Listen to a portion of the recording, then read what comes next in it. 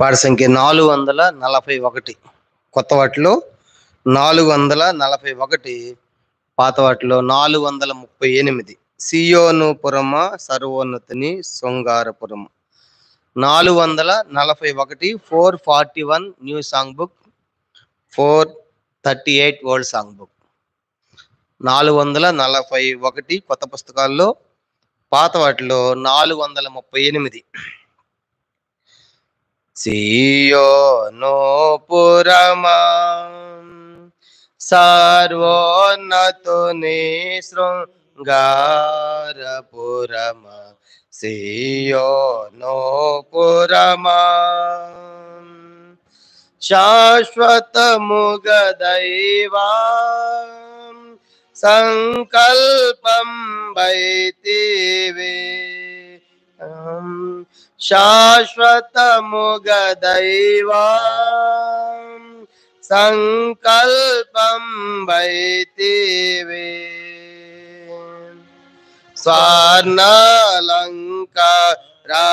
స్వర్ణాలంకారాసియోను సతతము నీదే అనుభవ భాగ్యము, సియోను పురమా సర్వోన్నతుని శృంగారపురమా, సియోను పురమా శాలేము రాజు సంతోషముగా సంధించెను నిన్ను. శాలేము రాజు అర్పించెను నీలో అబ్రహాం కుమారుని. అర్పించెను నీలో అబ్రహాం కుమారుని.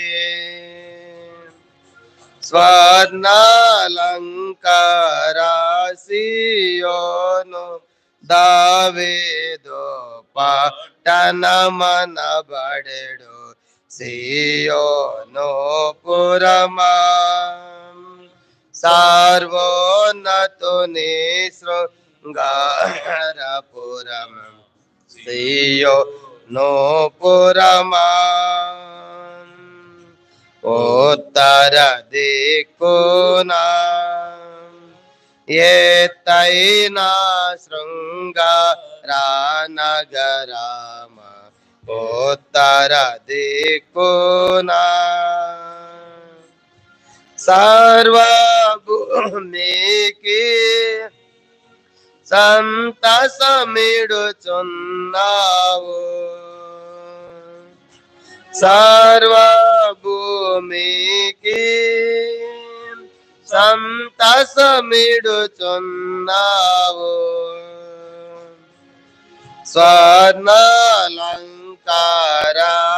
స్వర్ణాలంకారాసియోను సంగారంజిల్లు నగరమా, సియోను పురమా సర్వోన్నతుని శృంగారపురమా, సియోను పురమా నీ నగరులయందు నివసించుచున్నాడు నీ ప్రభువు. నీ నగరులయందు రాజులు కూడిరి, నీ తేజము జోచిరి. రాజులు కూడిరి, నీ తేజము జోచిరి.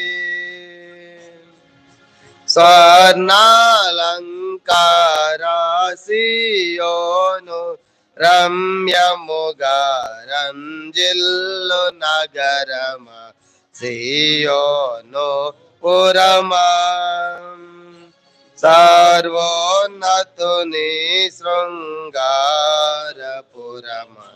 సియోను పురమా నిత్యుండగు తండ్రి నీ నిర్మాణకుడు శిల్పియు తానే నిత్యుండగు తండ్రి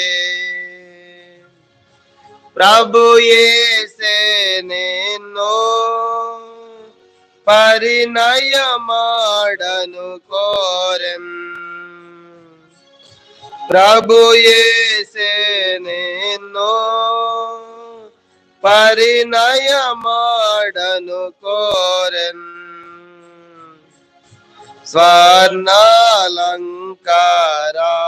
స్వర్ణాలంకారాసియోను వైవాహికానందము నీదే సియోను పురమా సర్వోన్నతుని శృంగారపురమం సియోను పురమా రక్షణ వార్తలు రమ్యముగా నీలో వినబడుచున్నవి రక్షణ వార్తలు జనులెల్లా నీలో జన్మించేనందోరు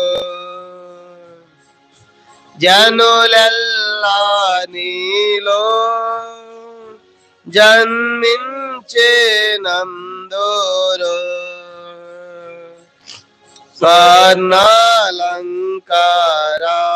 స్వర్ణాలంకారాసియోను జనముల తల్లి యని నిన్నందరు సియోను పురమా సర్వోన్నతుని శృంగారపురమా సియోను పురమా నిండియున్నవి నీలో దైవోద్దేశములెన్నెన్నో నిండియున్నవి ఘన కార్యములెన్నో గొప్పగా జరిగెను నీలో ఘన కార్యములెన్నో గొప్పగా జరిగెను నీలో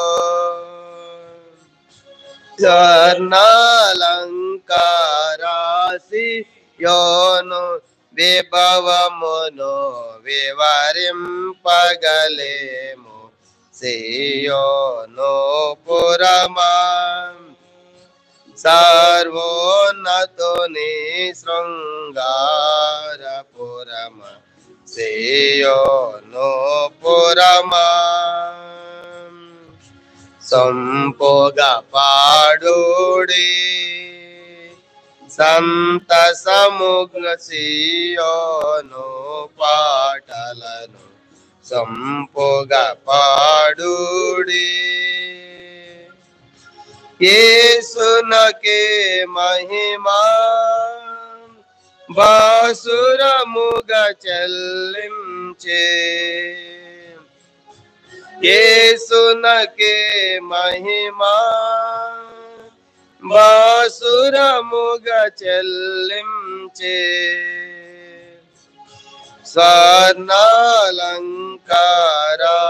స్వర్ణాలంకారాసియోను హల్లెలూయా యేసు ప్రభునకే సియోను పురమా సర్వోన్నతుని శృంగారపురమా సియోను పురమా శాశ్వతముగా దైవా సంకల్పం వైతివే శాశ్వతముగా దైవా సంకల్పం వైతివే స్వర్ణాలంకారాసియోను సతతము నీదే అనుభవ భాగ్యం సియోను పురమా సర్వోన్నతుని శృంగపురమా సియోను పురమా.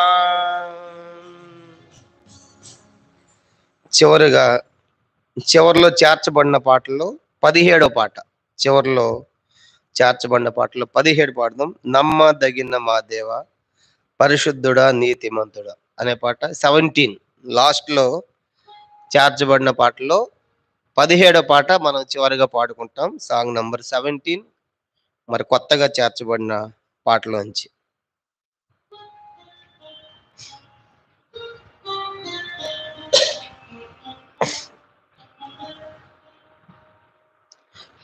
నమ్మదగిన మా దేవా నమ్మదగిన మా దేవా పరిశుద్ధుడా నీతిమంతుడా పరిశుద్ధుడా నీతిమంతుడా మహామహిమలో వసించెడు మహిమగల మహారాజా మహామహిమలో వసించెడు మహిమగల మహారాజా నమ్మదగిన మా దేవా నమ్మదగిన మా దేవా మా పాపములను మేమొప్పుకొనగా క్షమించితివి నమ్మదగిన వాడవై మా పాపములను మేమొప్పుకొనగా క్షమించితివి నమ్మదగిన వాడవై నీ రక్తముతో ప్రతి పాపమును నీ రక్తముతో ప్రతి పాపమును కడిగి శుద్ధులుగా చేసిన దేవా కడిగి శుద్ధులుగా చేసిన దేవా నిన్ను మేము పూజింతుము నిన్ను మేము పూజింతుము నమ్మదగిన మా దేవా నమ్మదగిన మా దేవా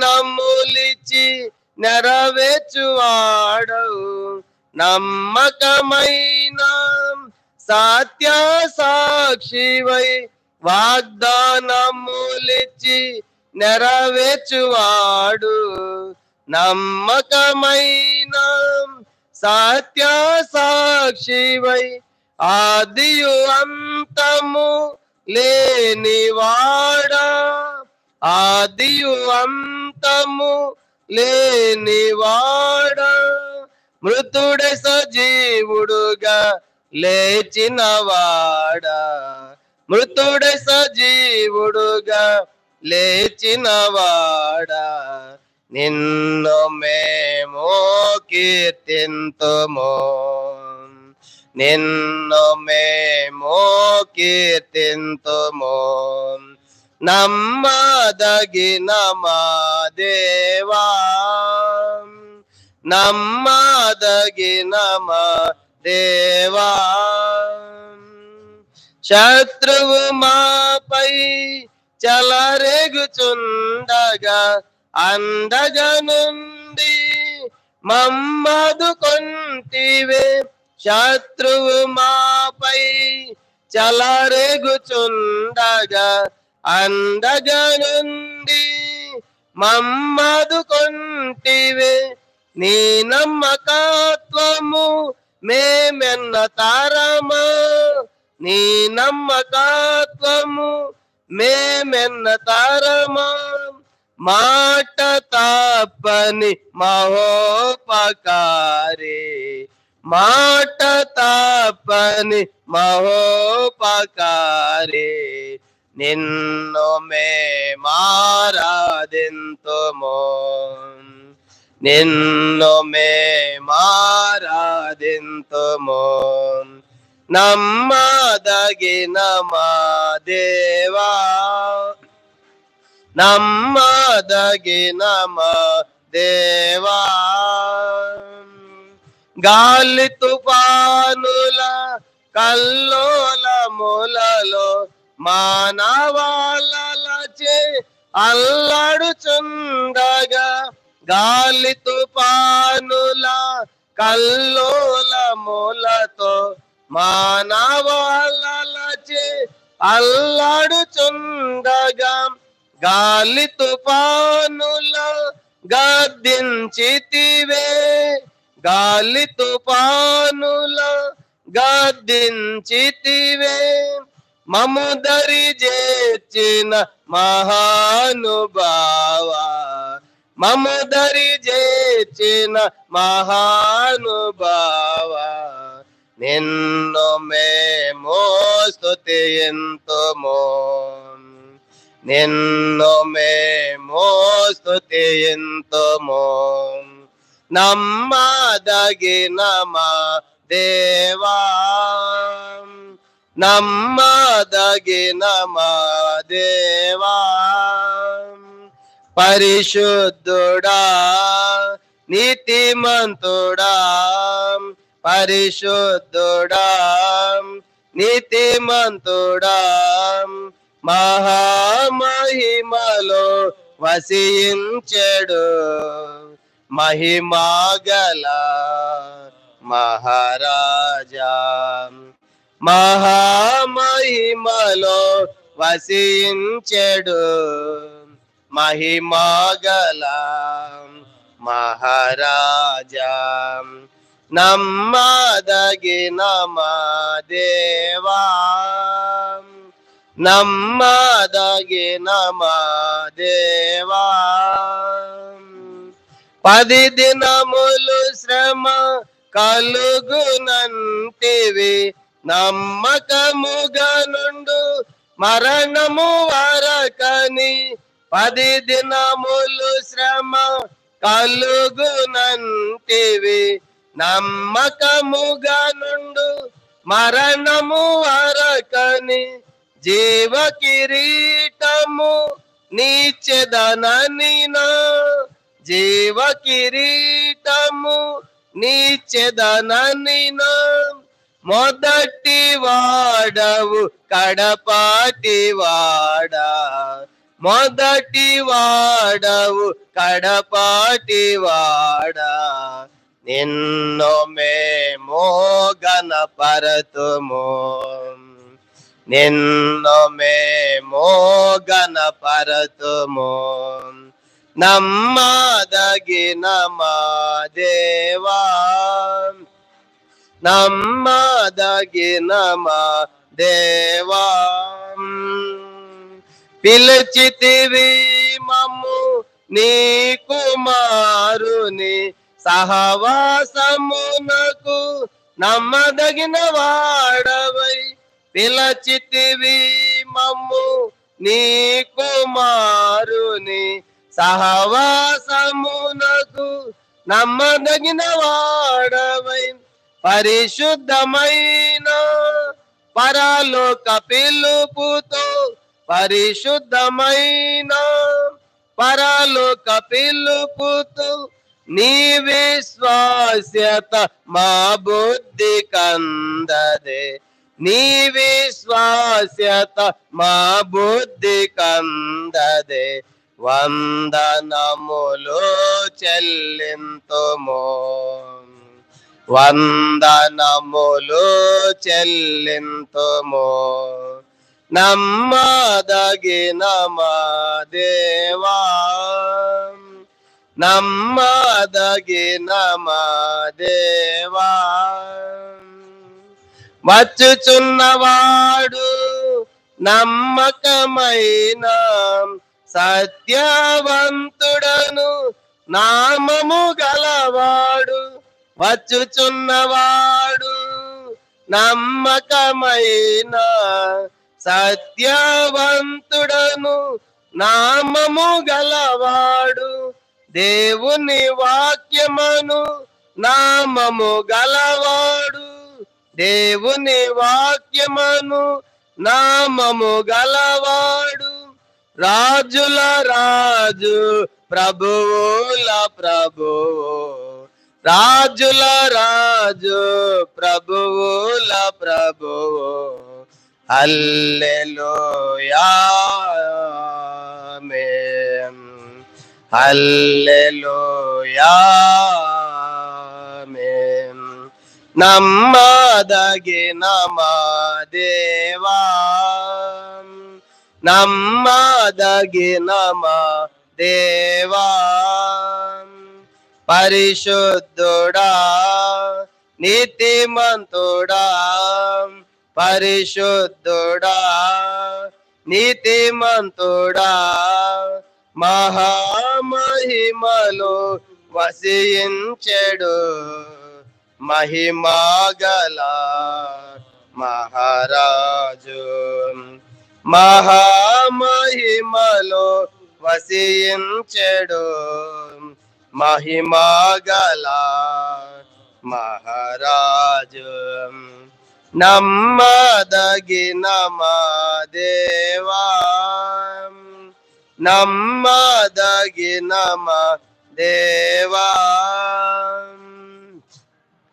బైబిల్ పల్ల పాడుకుంటాము. గ్రంథ వాగ్దానంబులన్నీ నావి.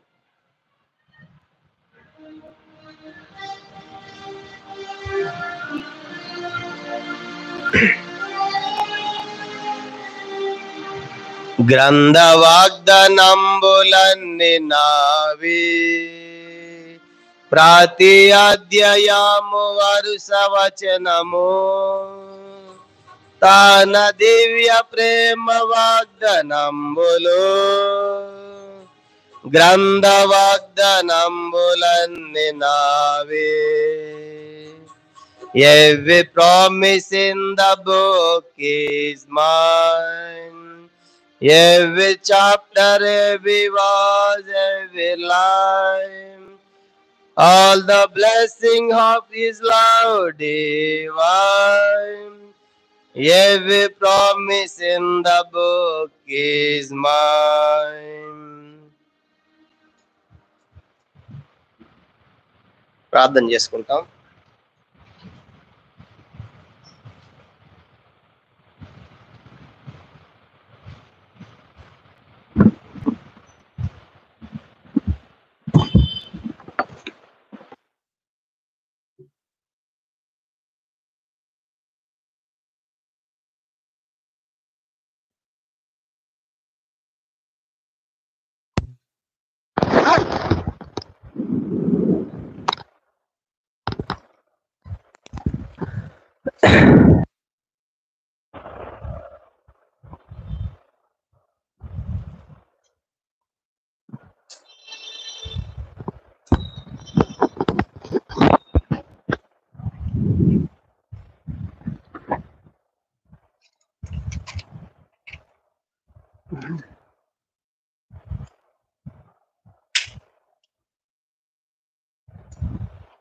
ప్రార్థన చేసుకుంటాం.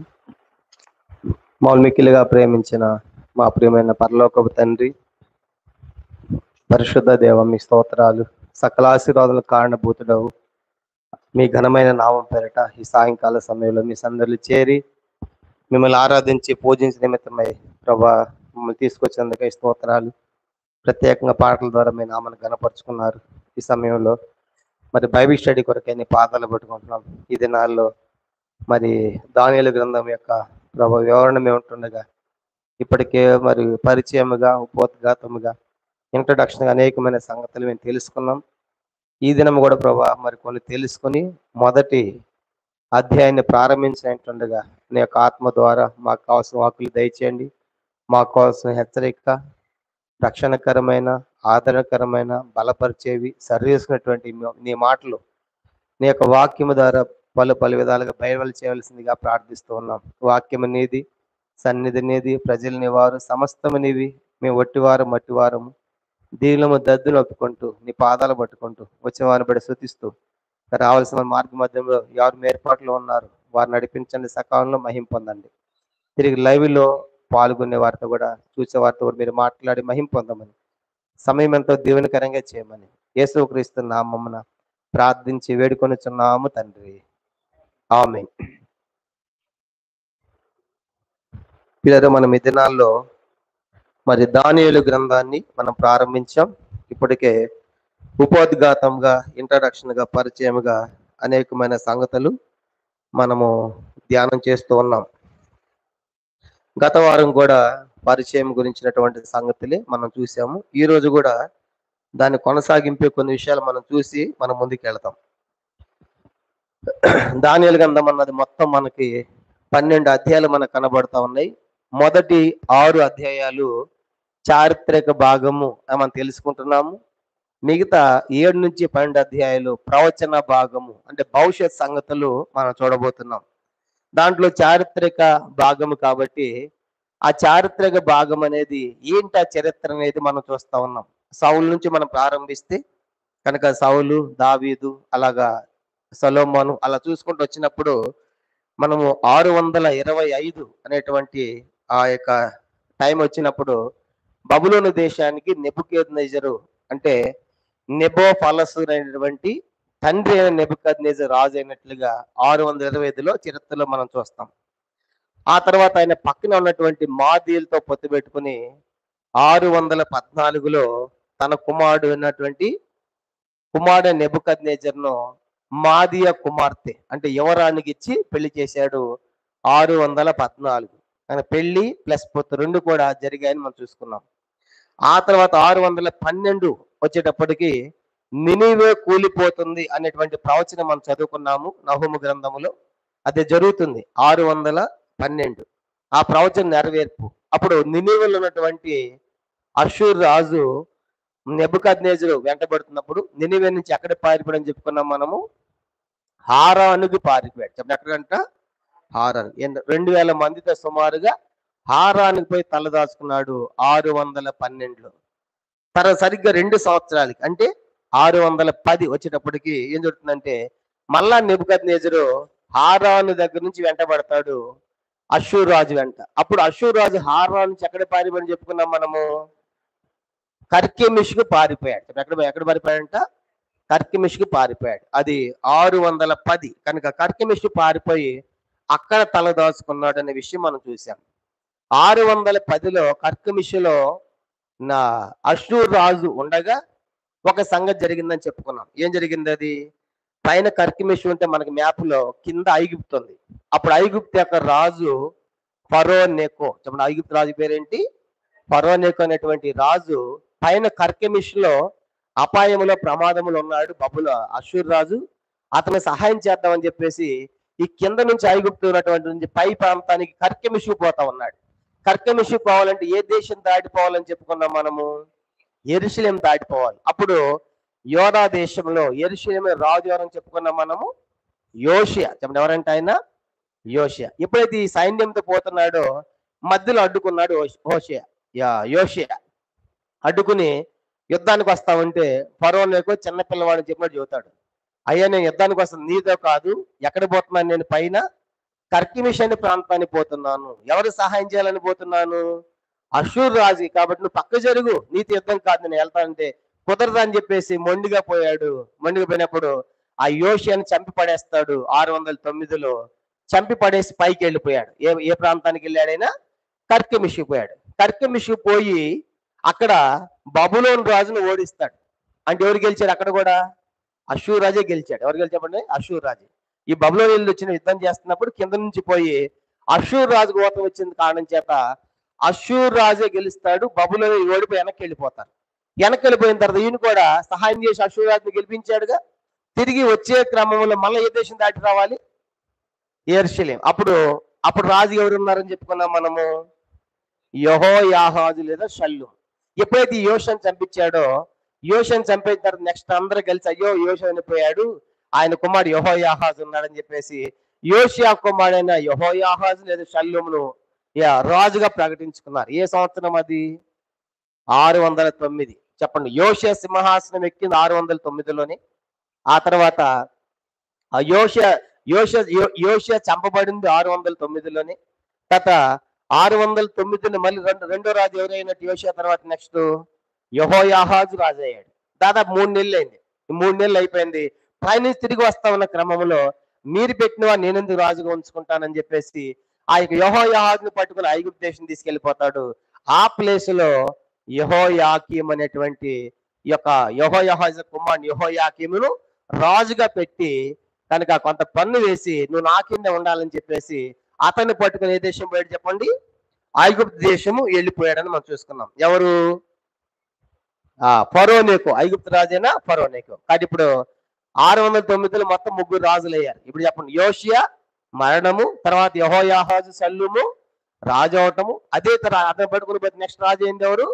యెహోయాకీం. అంటే 609 అనగానే మనకి యోషియా గుర్తుకు రావాలి, ఆయన కుమారుడు యెహోయాహాజు గుర్తుకు రావాలి, ఆ తర్వాత ఆయన కుమారుడు మనం చూస్తాము యెహోయాకీం. వీళ్ళు ముగ్గురు కూడా రాజులైంది ఎప్పుడు చెప్పిన 609 అనే సంగతి మనం గుర్తుపెట్టుకోవాలి. ఆ తర్వాత ఏం జరిగిందంటే ఈ 609 గడిచిన తర్వాత సరిగ్గా 3 సంవత్సరాలకి అంటే 606 చెప్పండి ఏంటంటే సంఖ్య అంటే 606. కనుక 609లో ఐగుప్తు రాజుని ఫరోనికి వెళ్ళిపోయిన తర్వాత 3 సంవత్సరాల తర్వాత మళ్ళా కాస్త బలాన్ని పుంజుకున్నాడు బబులోను రాజు తండ్రిని అయిన నెబుకద్నెజరు నెబోఫలసరు. మళ్ళా దాడికి వెళ్ళాడు. ఎవరి మీదకి చెప్పండి? అష్షూరు రాజు మీద. ఎక్కడున్నాడు ఆయన? అష్షూరు రాజు ఇప్పుడు ఎక్కడున్నాడు? కర్కెమిష్ లో ఉన్నాడు. ఎక్కడున్నాడు చెప్పండి? కర్కెమిష్ లో ఉన్నాడు. కానీ వెళ్ళి ఆయన దాడి చేస్తాడు. దాడి చేసి అష్షూరు రాజును ఓడిస్తాడు. ఎవరు ఓడిచాడు చెప్పండి? అష్షూరు రాజును. అష్షూరు రాజు ఓడిపోయాడంటే అర్థం ఏంటంటే అష్షూరు సామ్రాజ్యము కూలిపోయింది అని అర్థం. కనుక దాంతో అష్షూరు సామ్రాజ్యాన్ని కూలిపోయింది. ఓడించింది ఎవరు ఇప్పుడు? బబులోను రాజు అయిన నెబోఫలసరు. కాబట్టి అంటే ఇప్పుడు ఏ సామ్రాజ్యం అధికారంలోకి వచ్చింది చెప్పండి? బబులోను సామ్రాజ్యం. అష్షూరు కూలిపోయి ఎప్పుడైతే అష్షూరు రాజుని ఓడిస్తాడో కర్కెమిష్ లో ఈ బబులోను రాజు అష్షూరు డౌన్ అయిపోతుంది. అప్పుడు దాకా అష్షూరు ప్రపంచాన్ని పరిపాలించింది. అష్షూరు మహాక్రూరులు కనుక భయంకరమైనటువంటి చరిత్ర కలిగినటువంటి వారు అష్షూరీలు. అలాంటిది అష్షూరు యొక్క సామ్రాజ్యం పతనం అయిపోవటము. ఆయన ఓడించింది ఎవరు చెప్పండి? బబులోను రాజు అయిన నెబోఫలసరు. కాబట్టి ఇప్పుడు బబులోను యొక్క సామ్రాజ్యము అధికారంలోకి వచ్చింది, ప్రపంచాన్ని ఏళ్తా ఉంది. అలా చేస్తున్న ఓడించిన తర్వాత బబులోను దేశం వస్తారు. ఇప్పుడు నెక్స్ట్ ఇప్పుడు ఎప్పుడైతే ఈ యొక్క కర్కెమిష్ లో ఇతను ఓడించాడో ఎవరిని? అష్షూరు రాజుని అష్షూరు ఓడించాడో ఇప్పుడు కోపం ఎవరి మీద ఉంది? బబులోనీయులకి. అంతకుముందు ఎవరు సహాయానికి వచ్చింది? ఎవరు? ఐగుప్తు రాజైన ఫరోనేకో. కనుక ఎప్పుడైతే వీడి పట్టబట్టాము ఇప్పుడు వాడిని చూసుకోవాలని చెప్పేసి కర్కెమిష్ నుంచి కింద ఉన్నటువంటి ఐగుప్తు దేశం మీదకి వేలతా ఉంటాడు నెబుకద్నెజరు. కనుక కుమారుడు నెబుకద్నెజరు. అప్పుడు సగం దూరం పోయిన తర్వాత మార్గ మధ్యలో ఒక వార్త వచ్చింది. ఏమని? మీ తండ్రి నెబోఫలసరు బబులోను దేశంలో ఏమైపోయాడు? చనిపోయాడని చెప్పగానే ముందు ఆ యొక్క ఐగుప్తు దేశం పోయేటువంటి ఆ యొక్క పని విరమించుకొని వెనక తిరిగి వస్తాడు. బబులోను దేశం వచ్చి అంత్యక్రియలు జరిగిస్తాడు. జరిగించిన తర్వాత ఇప్పుడు సరిగ్గా మళ్ళీ ఎక్కడ పోవాలి దాడికి? ఆయన టార్గెట్ ఎవరి మీద ఇప్పుడు? ఐగుప్తు మీద. కనుక ఐగుప్తు మీద అయితే మళ్ళా ఎప్పుడైతే అంత్యక్రియలు ముగించుకున్నాడో ఆ అంత్యక్రియలు ముగించుకుని వెళతా ఇప్పుడు ఐగుప్తు దేశం మీదకి పోవటం లేదు, డైరెక్ట్ గా యోధా దేశం మీదకి పోతున్నాడు. చెప్పండి. కనుక ఏ దేశం మీద పోతున్నాడు? దాని ప్రారంభమే దానియేలు గ్రంథం అని చెప్పుకున్నాం. కనుక ఇప్పుడు ఇది చరిత్ర. ఇప్పుడు నేను చెప్పిందంతా కూడా చారిత్రక నేపథ్యం. అంటే దానియేలు గ్రంథంలో యెహోయాకీం ఏలుబడి అన్నప్పుడు ఎప్పుడు ఇది జరిగింది? ఈ పైన ఇంత కథ జరిగింది. కాబట్టి అందుకే దానియేలు గ్రంథం మొదటి అధ్యాయం ఒకసారి చూద్దాం. చూడండి. దానియేలు గ్రంథం మొదటి అధ్యాయము మొదటి వచనం. దానియేలు గ్రంథం మొదటి అధ్యాయము. దానియేలు గ్రంథం మొదటి అధ్యాయం మొదటి వచనం అందరూ ఒకసారి చదువుతాము. చదవండి. మొదటి అధ్యాయం మొదటి వచనం. యోధా రాజుకు యెహోయాకీం ఏలుబడిలో 3వ సంవత్సరమున బబులోను రాజుకు నెబుకద్నెజరు యెరూషలేము మీదకి వచ్చి ముట్టడి వేయగా. కాబట్టి ఏ సంవత్సరంలో ఆయన రాజు ఎన్ని సంవత్సరం అంటే 3వ సంవత్సరం. అంటే 606లో రాజు అయితే 3 సంవత్సరాలు అంటే 606. అంటే 605 నుంచి 606లో దాడికి వెళుతున్నాడు నెబుకద్నెజరు. ఇప్పుడు నేను చెప్పాను కదా తండ్రి చనిపోయిన తర్వాత ఏ దేశం మీద పోవాలి ఆయన యుద్ధానికి? వాస్తవానికి ఐగుప్తు మీదకి పోవాలి. ఐగుప్తు మీదకి పోకుండా ఎక్కడ పోతున్నాడు ఈయన? యోధ దేశమే. అంటే ఒకళ్ళు బహుశా అనుకోకుండా పొరపాటున పోతున్నాడా? పొరపాటున పోయింది కాదు, పొరపాటున కాదు, కావలసుకుని పోతున్నాడు యోధ దేశం మీద. ఎందుకంటే చూడండి, రెండో వచనం, ప్రభు యోధారాజుకు యెహోయాకీమును దేవుని మందిరములను శేషించిన ఉపకరణములను ఆ రాజు చేతికి అప్పగించెను. ప్రభు కనుక ఎవరు పంపిస్తున్నాడు వాళ్ళ మీద కంటే? ఎవరంట? ప్రభు, దేవుడే యోధారాజుకు యెహోయాకీము మీదకిని దేవుని మందిరం మీదకి పంపిస్తున్నాడు. ఎవరిని చెప్పండి? ఎవరిని పంపిస్తున్నాడు? కుమారుడైన నెబుకద్నెజరు. తండ్రి ఏమైపోయాడు? తండ్రి చనిపోయాడు. ఇప్పుడు తండ్రి చనిపోయాడు కాబట్టి రాజు హోదాలో దాడి చేస్తున్నాడు. తండ్రి చనిపోతే నెక్స్ట్ రాజు ఎవరు అవుతారు? కుమారుడే. కాబట్టి నెబుకద్నెజరు చనిపోయాడు కాబట్టి ఇప్పుడు కుమారుడైనటువంటి నెబుకద్నెజరు రాజు అయ్యాడు. రాజు అయ్యి మొట్టమొదటి దాడి చేస్తున్నాడు. దీని మీద చెప్పండి, యెరూషలేము మీద. ఎందుకు చేస్తున్నాడు అని చెప్పినప్పుడు ప్రభువే చేయిస్తున్నాడు. చెప్పండి, దాడి చూడండి, ప్రభు అప్పగించాడు. రెండవ వచనంలో ప్రభు యోధరాజు యెహోయాకీమును దేవుని మందిరములన్నీ వస్తువులను ఆ శనారు వస్తువులను మన రాజు చేతికి అప్పగించెను. చెప్పండి, ఇప్పుడు రాజు చేతికి అప్పగించింది ఎవరు? ప్రభు. చెప్పండి, ఎవరంట? ప్రభు. ఎవరిని అప్పగించాడు? యెహోయాకీమును దేవుని మందిరములోని బంగారు వస్తువులను. ఇప్పుడు చెప్పండి, ఎందుకు అప్పగించాల్సి వచ్చింది? దేవుడు తన ప్రజలు కదా, తన సొంత మందిరం కదా యెరూషలేము, కాబట్టి బంగారం అంతా అప్పగించాడు. తర్వాత యెహోయాకీమును అప్పగించాడు. అంటే కారణము ఇప్పుడు అనుకోకుండా జరిగిన దాడి ఇది కాదు. చెప్పండి, అనుకోకుండా జరిగిన దాడి కాదు, అది దేవుడే అప్పగిస్తున్నాడు అని చెప్పడానికి. ఎందుకు అప్పగించాడంటే గత వారం 5 సంగతులు మీకు చెప్పారు. దాంట్లో మొదటి సంగతి ఏంటంటే లేవియాకాండం 25వ అధ్యాయం మొదటి 3 వచనాల ప్రకారము వాళ్ళు విశ్రాంతి దినాలను పాటించలేదు. చెప్పండి, ఏం చేయాలి? విశ్రాంతి దినాలను పాటించలేదు. భూమికి విశ్రాంతి ఇవ్వలేదు కాబట్టి లెక్కలు కడితే దేవుడు 70 సంవత్సరాలు పట్టింది. ఆ 70 సంవత్సరాలు భూమికి విశ్రాంతి రావాలంటే మీరు ఎక్కడ ఉండాలి? చెరలో ఉండాలని చెప్పి చెరలో తీసుకెళ్లాడని మనం చూసాం. రెండో కారణము, మీ సహోదరులను మీరు దాసులుగా చేసుకోవద్దు. ఒకవేళ దాసులుగా ఉంటే వాళ్ళు 7వ సంవత్సరం ఏం చేయాలి? తప్పనిసరిగా విడిపించాలి, విడుదల ప్రకటన చేయాలని చెప్పారు. కానీ వాళ్ళు విడిపించారు కానీ మళ్ళీ ఏం చేశారు చెప్పండి? మళ్ళా దాసులుగా పెట్టుకోరు. కాబట్టి ఇది రెండో తప్పు వాళ్ళు చేసింది. మూడో కారణం మనం చూసినప్పుడు ఏంటంటే దేవుని యొక్క మందిరాన్ని అపవిత్రపరిచారు. దేవుని యొక్క మందిరంలో పిల్లలు అగ్ని దాటించడం, దహించడం, ఇలాంటి భయంకరమైన కార్యాలు, హేయమైన కార్యాలు మందిరంలో జరిగించారు. మూడవది. నాలుగో సంగతి మనం చూసినప్పుడు ఏంటంటే దేవుని యొక్క వాక్యమును తుణీకరించారు. దేవుని యొక్క వాక్యం ప్రకటించే వాళ్ళు తుణీకరించారని మనం చూసుకున్న నాలుగోది. ఐదోది ఆఖరిది ఏంటంటే దేవుని యొక్క మందిరములో అన్య దేవతలను పెట్టి అన్య దేవతలకు వాళ్ళ ఆరాధనలు జరిగించారనే విషయం కూడా మనం గత వారం తెలుసుకున్నాం. దానికి 5 కారణాలు. మొదటిది, ఆ విశ్రాంతినం పాటించలేదు. రెండవది, సహోదరుని దాసులుగా చేసుకున్నారు. మూడవది, మందిరమును అపవిత్రపరిచారు. నాలుగవది, దేవుని యొక్క వాక్యాన్ని తుణీకరించాడు. ఐదవదిగా అన్య దేవతలను వాళ్ళు సేవ. ఈ 5 కారణాలు బట్టి దేవుడికి చాలా ఉన్నాయి, నేను 5 చెప్పాను. ఇలాంటి కారణాలను బట్టి దేవుడు ఏం చేశాడంటే ఓ నెబుకద్నెజరు వీళ్ళ మీద పో, నా ప్రజల మీద పో, నేను అప్పగిస్తాను పో, వాళ్ళకి బుద్ధి రావాలని చెప్పేసి దేవుడే రేపుతున్నాడు నెబుకద్నెజరుని. ఆయన వచ్చి దాడి చేస్తానని చెప్పుకున్నాం. అయితే ఈ 5 సంగతులు అయితే అలా జరగటానికి కూడా మరొక సంగతి కూడా చెప్పుకున్నాం. ఈ యొక్క బబులోని చెరలోకి వెళ్ళటానికి కూడా 5 వ్యక్తులు ప్రధానమైన కారణంగా మనం చూసుకున్నాం, గత వారం తెలుసుకున్నాం. దాంట్లో మొదటి వ్యక్తి ఎవరని చెప్పుకున్నాం చెప్పండి? హిజ్కియా. మనం ఆశ్చర్యపోతాం, హిజ్కియాని బట్టి చెరలోకి వెళ్ళారా? అవును. కనుక ఎందుకంటే హిజ్కియా అనారోగ్యంతో ఉన్నప్పుడు ఏం చేశాడు? ఆ బబులోని రాజు బెదల్బేకర్ అనేటువంటి రాజు 2వ రాజుల 20వ అధ్యాయంలో పంపిస్తాడు. పంపించినప్పుడు ఆ బబులోని దేశం నుంచి చూసి రండి పండి హిజ్కియాని అన్నప్పుడు వాళ్ళు వచ్చారు. వచ్చిన తర్వాత హిజ్కియా వాళ్ళతో ఏం చేశాడు? అంతవరకు ఉండకుండా చేసిన పని అని చెప్పండి? మందిరం తన దేశంలో అన్ని కూడా చూపించాడు, మందిరంలో చూపించాడు. అప్పుడు యెషయా ప్రవక్త వచ్చి హిజ్కియా వాళ్ళు ఏం చూశారంటే మొత్తం చూపించావా?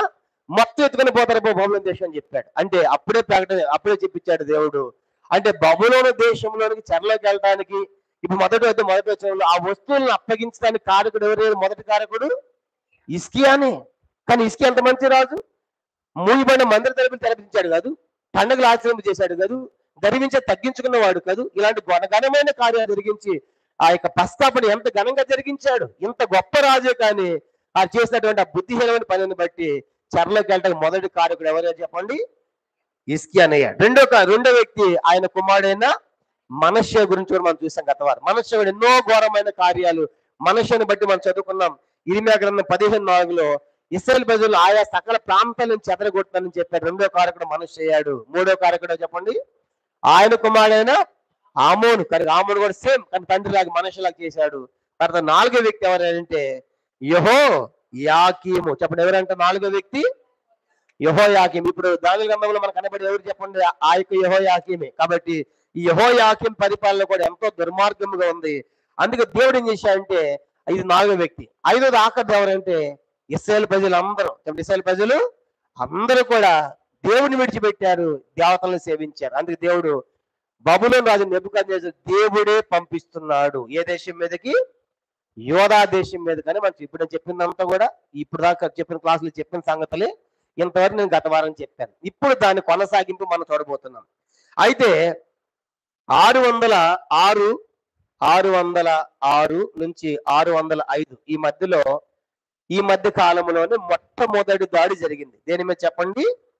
యెరూషలేము మీద. చెప్పండి, ఏంటంటే యెరూషలేము మీద. కనుక ఇప్పుడైతే చూసినప్పుడు యెరూషలేము మీద దాడి జరిగినప్పుడు యెరూషలేములో భక్తులు కూడా భక్తిహీనులతో పాటు చెరలోకిపోయారు. కానీ యెరూషలేములో ఉన్న భక్తులు కూడా భక్తిహీనులతో పాటు చెరలోకి వెళ్ళిపోయారు. ఎంత విచారం కదా! తప్పు చేసినవాడు పోవాలి, కానీ తప్పు చేయని వాడు కూడా ఏమైనట్టు?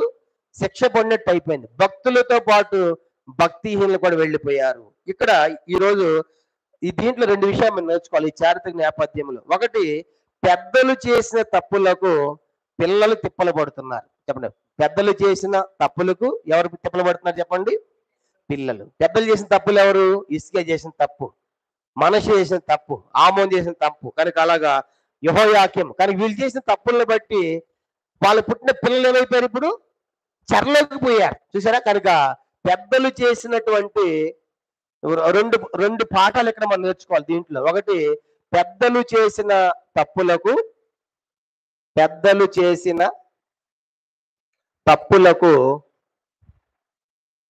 పిల్లలకు తిప్పలు.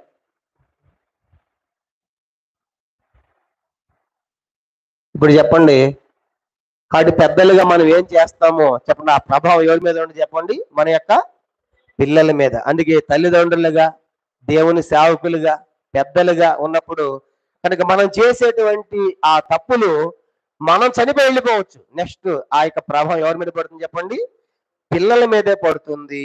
ఉదాహరణ బైబిల్ చూసినప్పుడు హిజ్కియా ఎంత మంచి రాజు చెప్పే కదా. హిజ్కియా గురించి చూసాం కదా మనం.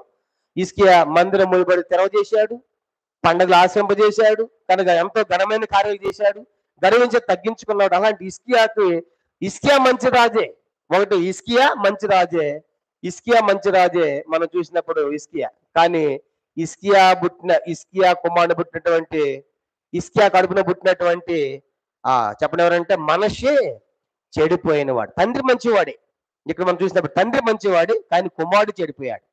అలా చూసామంటే యోషియా మంచి భక్తుడే. చెప్పండి, ఎవరంటే యోషియా మంచి భక్తుడే, కానీ యోషియా పుట్టినటువంటి యెహోయాకీము చాలా దుర్మార్గుడు, చెడిపోయిన వాడికి మనం చూస్తాం. యెహోయాకీము గురించి చూపిస్తాను ఏం చేశాడు తన కార్యాలు.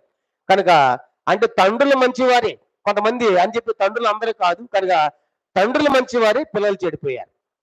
అలా మనం చూసినప్పుడు ఏలీ కూడా మంచివాడే, కానీ ఏలీ కలుగుతున్న పిల్లలు మందిరం ఏం చేశారంట?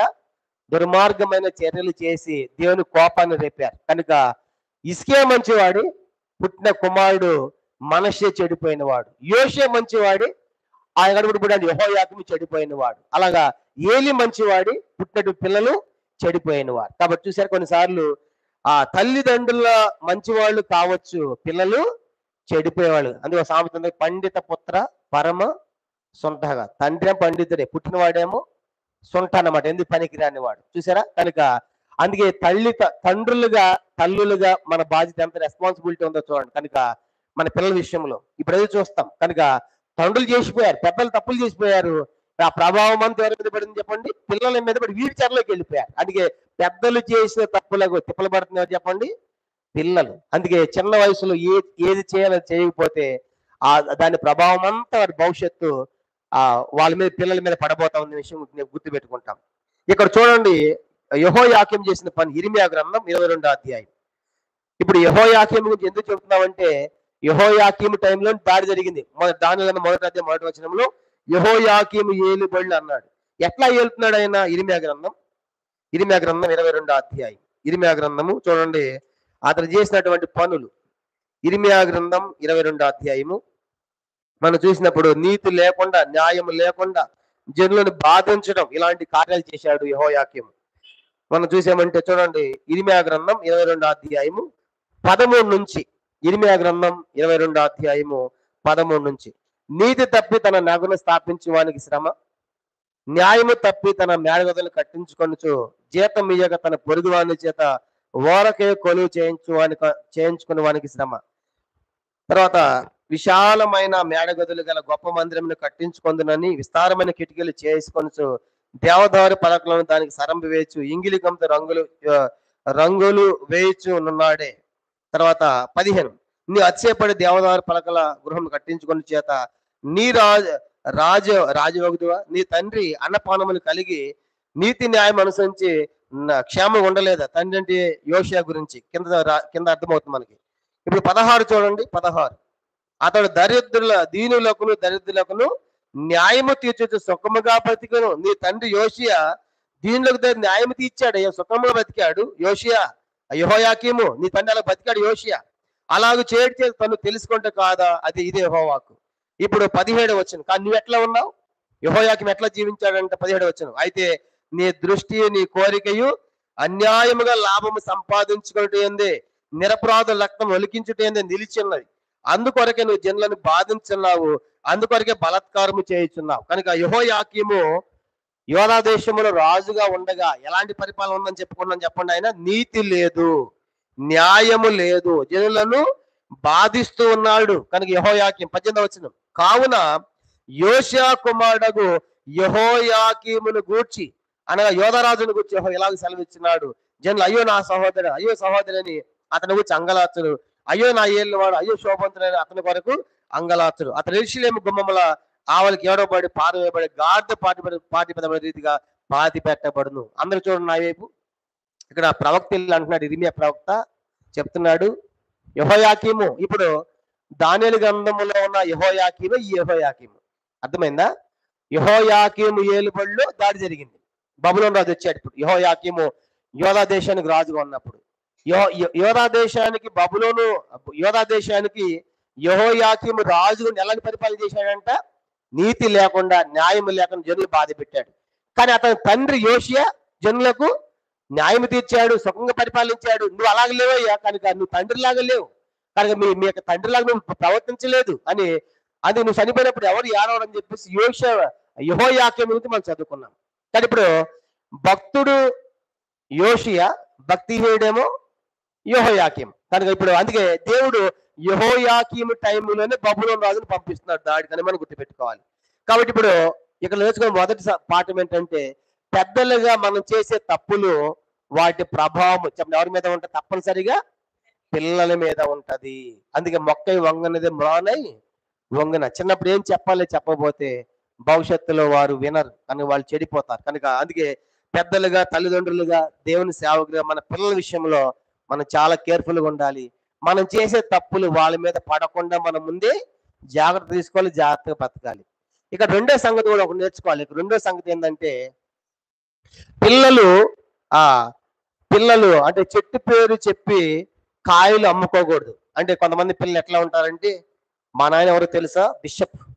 మా నాయన ఎవరు తెలుసా? సేవకుడు. మా నాయన ఎవరు తెలుసా? ఎల్డర్ అని చెప్తారు. అంటే మీ నాయన బిషప్ అయితే నీకు పరలోకం వచ్చిద్దా? మీ నాయన సేవకుడు అయితే నీకు పరలోకం వచ్చిద్దా? మీ నాయన సంఘ పెద్ద అయితే నీకు పరలోకం వచ్చిద్దా? కాబట్టి పిల్లలు చెట్టు పేరు చెప్పి కాయలు అమ్ముకోకూడదు. అంటే ఇక్కడ ఏం నేర్చుకోవాలి? పిల్లలు మీ తండ్రి బిషపే కావచ్చు, మీ నాయన గొప్ప సేవకుడే కావచ్చు, మీ నాయన సంఘ పెద్దే కావచ్చు దేవుని ఇంట్లో. మీ నాయన్ని బట్టి నీకేమి రాదు పరలోకము. అట ఉంది అక్కడ బైబిల్లో. ఒక అన్నాడంట, ఇటు చెడిపోయారు ఎట్టబోతారు, అంత మంచిగా ఆయన కడుపును పుట్టామంటే ఆయన కాలు పట్టుకుంటా అన్నాడంట. అది కాలు పట్టుకుని పోయేది కాదు పరలోకం. చూసారా? బైబిల్ ఎంతో స్పష్టంగా రాయబడింది. ఎవరి నీతిని బట్టి వానికి దేవుడుగా, కీళ్ళని బట్టి నీతిని బట్టి. కాబట్టి ఇక్కడ పిల్లలు ఏం చేయాలంటే, మొదటేమో తల్లిదండ్రులుగా మనం తప్పులు చేయకూడదు నేర్చుకున్నాము. ఇప్పుడు పిల్లలు ఎట్లా ఉండాలి? మా నాయన మంచివాడైతే ఆ మంచి నాకు రాదు. చెప్పండి, ఆ మంచి నాకు రాదు, కనుక ఆ నీతి నాకు రాదు, మా నాయన బట్టి నేను పరలోకి వెళ్ళలేను అని గుర్తుపెట్టుకోవాలి. అంటే పెద్దలను పిల్లలు మార్గదర్శకులుగా తీసుకోవాలి. కాబట్టి పెద్దలు ఏం చేయాలి? పిల్లలు అంటే మా నాయనలాగా నేను కూడా జీవించాలి. మన ఎంత భక్తుడు, బిషప్ కదా, గొప్ప సేవకుడు కదా, గొప్ప ఎల్డర్ కదా, కాబట్టి మా నాయనకి మించిన సేవను ఏం చేయాలని చెప్పేసి పెద్దవాళ్ళని మార్గదర్శులుగా తీసుకొని పిల్లలు జీవించాల్సిందే. కానీ చెప్పండి ఏం చేయకూడదంట?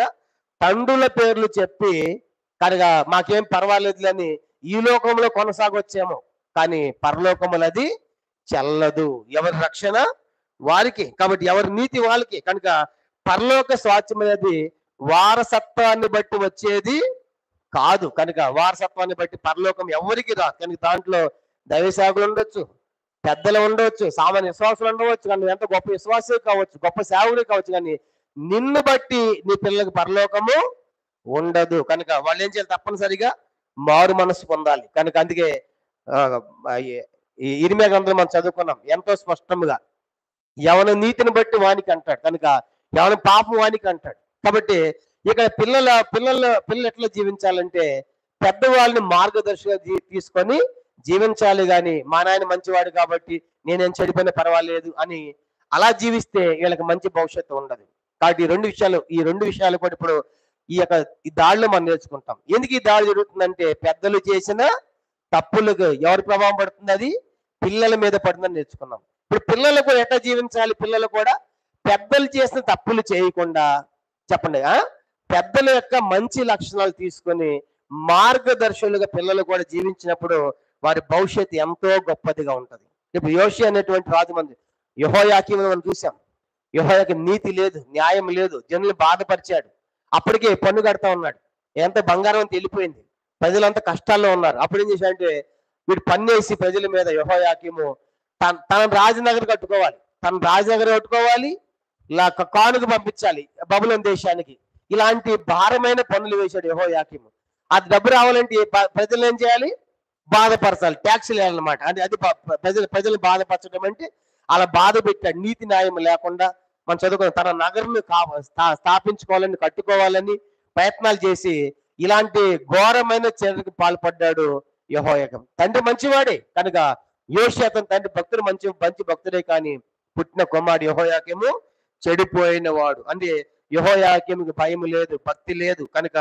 కాబట్టి ఇవన్నీ చూసినప్పుడు అంత గొప్పవాడు యెహోయాకీము, అంత గొప్పవాడు ఏలియా, అంత గొప్పవాడు హిజ్కియా, మరి పుట్టిన పిల్లలు చెడిపోయిన వాళ్ళుగా. కాబట్టి మరి వాళ్ళని బట్టి వాళ్ళకి ఏమన్నా అవకాశం ఉందా? లేదు. కాబట్టి వాళ్ళు గొప్పవాళ్లే కావచ్చు, కానీ ఇది మనకేం నేర్పించే పాఠం ఏంటంటే, ఇక్కడ నేర్చుకోవాల్సిన పాఠం ఏంటంటే ఎవరి నీతిని బట్టి వాళ్ళకి ఉంది, కానీ తల్లిదండ్రులను బట్టి పిల్లలకు రాదు. కాబట్టి ఈ రెండు మనం నేర్చుకోవాలి. పిల్లలు ఎప్పుడైతే తల్లిదండ్రుల యొక్క మార్గాన్ని అనుసరిస్తా మంచి మార్గులు ప్రయాణం చేస్తారో ఏం జరుగుతుందంటే సామెతల గ్రంథం 13వ అధ్యాయం చూడండి.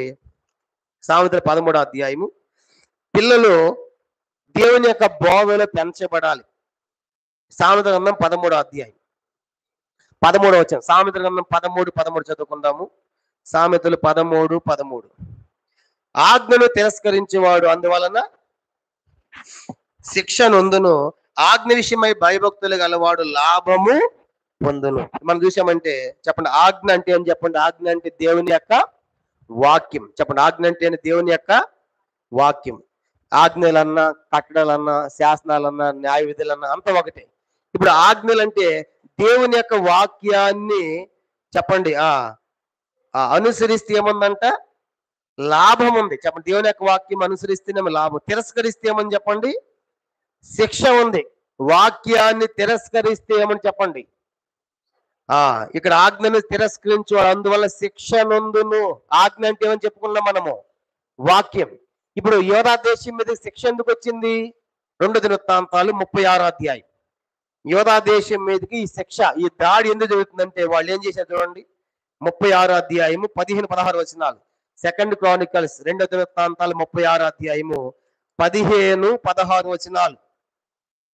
2 దినవృత్తాంతాలు 36వ అధ్యాయము మనం చూసామంటే 16 చదువుతాం. 15 కూడా చదివితే బాగుంటుంది. 15 కూడా. వారి పితల దేవుని యెహోవా తన జనుల యందు తన నివాస స్థలమునందు కటాక్షము గలవాడే వారి యొద్ద తన దూతల ద్వారా వర్తమానం పంపుతూ వచ్చాను.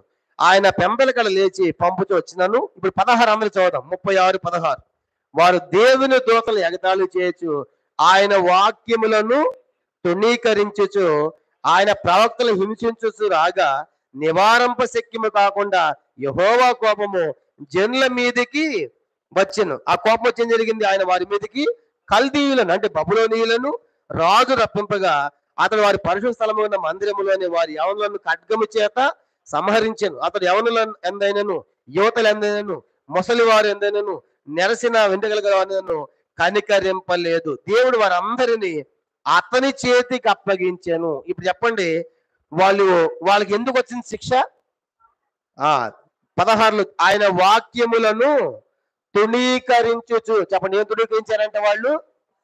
అయ్యా మారండి మారండి మారండి అని చెప్తా ఉంటే వచ్చే వాక్యాన్ని తృణీకరించారు, ఆజ్ఞలను తృణీకరించారు. అని చదువుకున్న సామెతల 13లో ఆజ్ఞను తిరస్కరించి వాడు ఏం పొందాలి? తప్పనిసరిగా శిక్ష పొందాలి. ఇప్పుడు వాక్యాలు తృణీకరించారు కాబట్టి ఆ దేశం మీద తప్పనిసరిగా ఏమి రావాలి?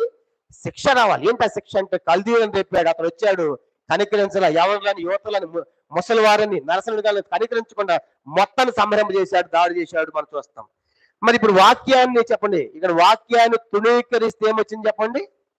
శిక్ష వచ్చింది. మరి వాక్యాన్ని ప్రేమిస్తే ఏమొస్తుంది?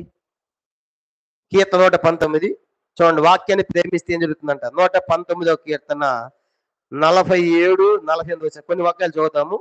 119వ కీర్తన మొట్టమొదటి 47, 48 చదువుతాం. కీర్తన 119, 47, 48. నీ ఆజ్ఞలు బట్టి నేను హర్షించేదను, అవి నాకు ప్రియములు. ఎందుకు ఆజ్ఞలు బట్టి హర్షించాలి? ఎందుకు ప్రియమంటే 48, నాకు ప్రియముగా ఉన్న నీ ఆజ్ఞల తట్టు నా చేతులను ఎత్తేదను.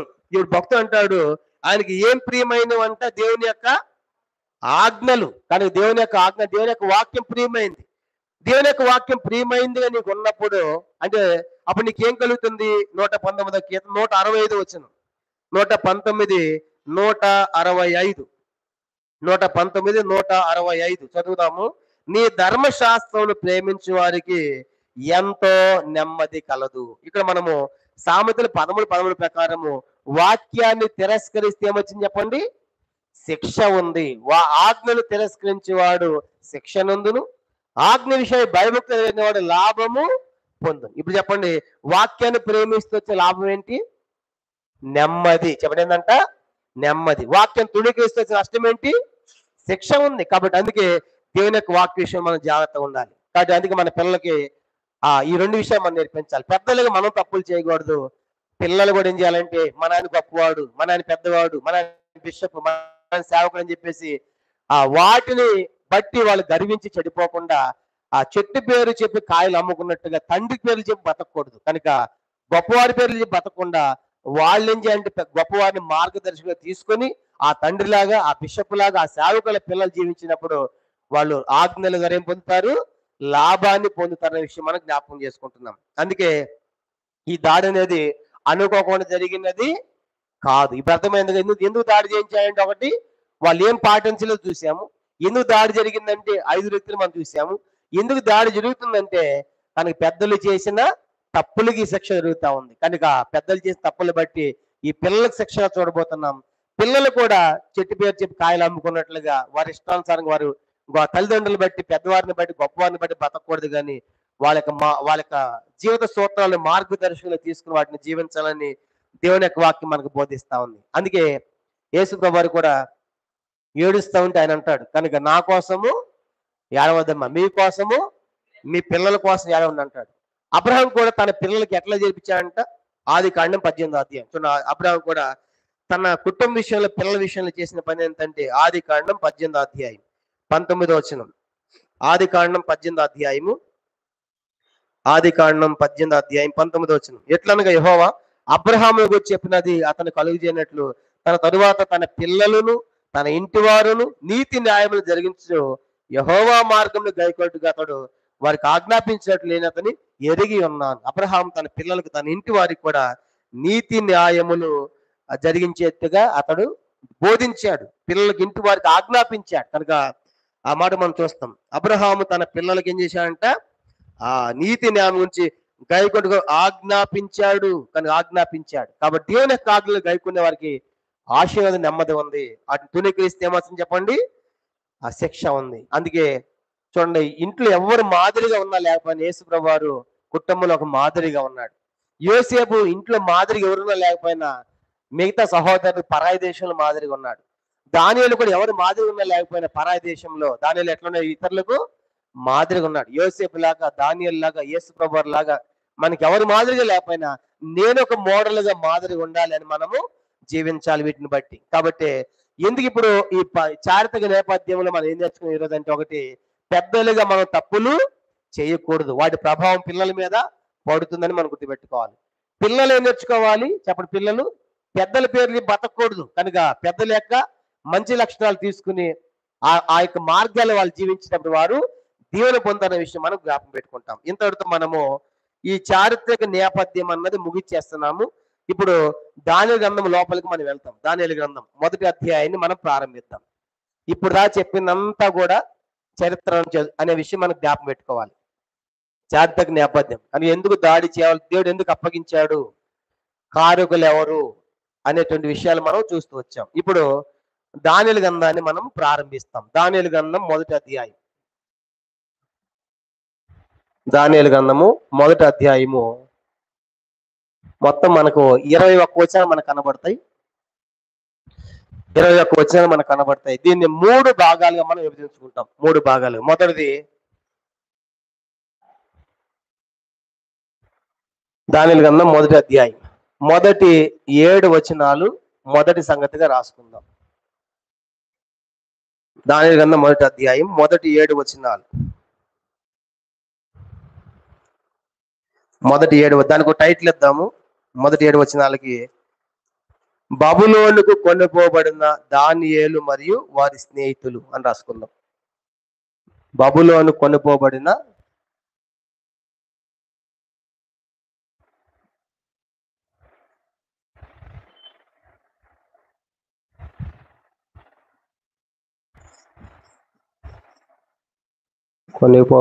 దానియేలు మరియు వారి స్నేహితులు.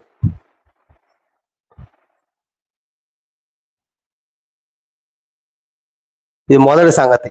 మొత్తం ఈ మొదటి అధ్యాయాన్ని 3 భాగాలుగా మనం విభజిద్దాము. మొదటి భాగం అన్నది మొదటి 7 వచనాలు. మొదటి 7 వచనాల మొదటి భాగము. దానికి చూసామంటే బబులోను కొనిపోబడిన దానియేలు మరియు వారి స్నేహితులు అని చూసుకుంటాం.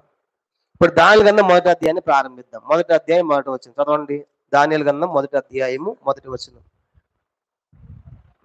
యోధారాజుకు యెహోయాకీము ఏలుబడిలో 3వ సంవత్సరం మందు బబులోను రాజు నెబుకద్నెజరు యెరూషలేము మీద దానిని ముట్టడి వేయగా. ఇప్పుడు యెహోయాకీము ఏలుబడులు ఎన్నో సంవత్సరం అంట? యెహోయాకీము ఎప్పుడు రాజయ్యాడని చెప్పుకున్నాం మనము? 609లో రాజయ్యాడు. యెహోయాకీము రాజు 609లో రాజయ్యాడు. ఏ సంవత్సరము ఏలుబడి చేసిన ఏ సంవత్సరం అంట? అది 3వ సంవత్సరం. యెహోయాకీము రాజు అయింది 609లో. యెహోయాకీము రాజు అయింది ఎప్పుడు? 609లో రాజు అయ్యాడు. ఏ సంవత్సరం దాడి జరుగుతుంది చెప్పండి? ఏ సంవత్సరము?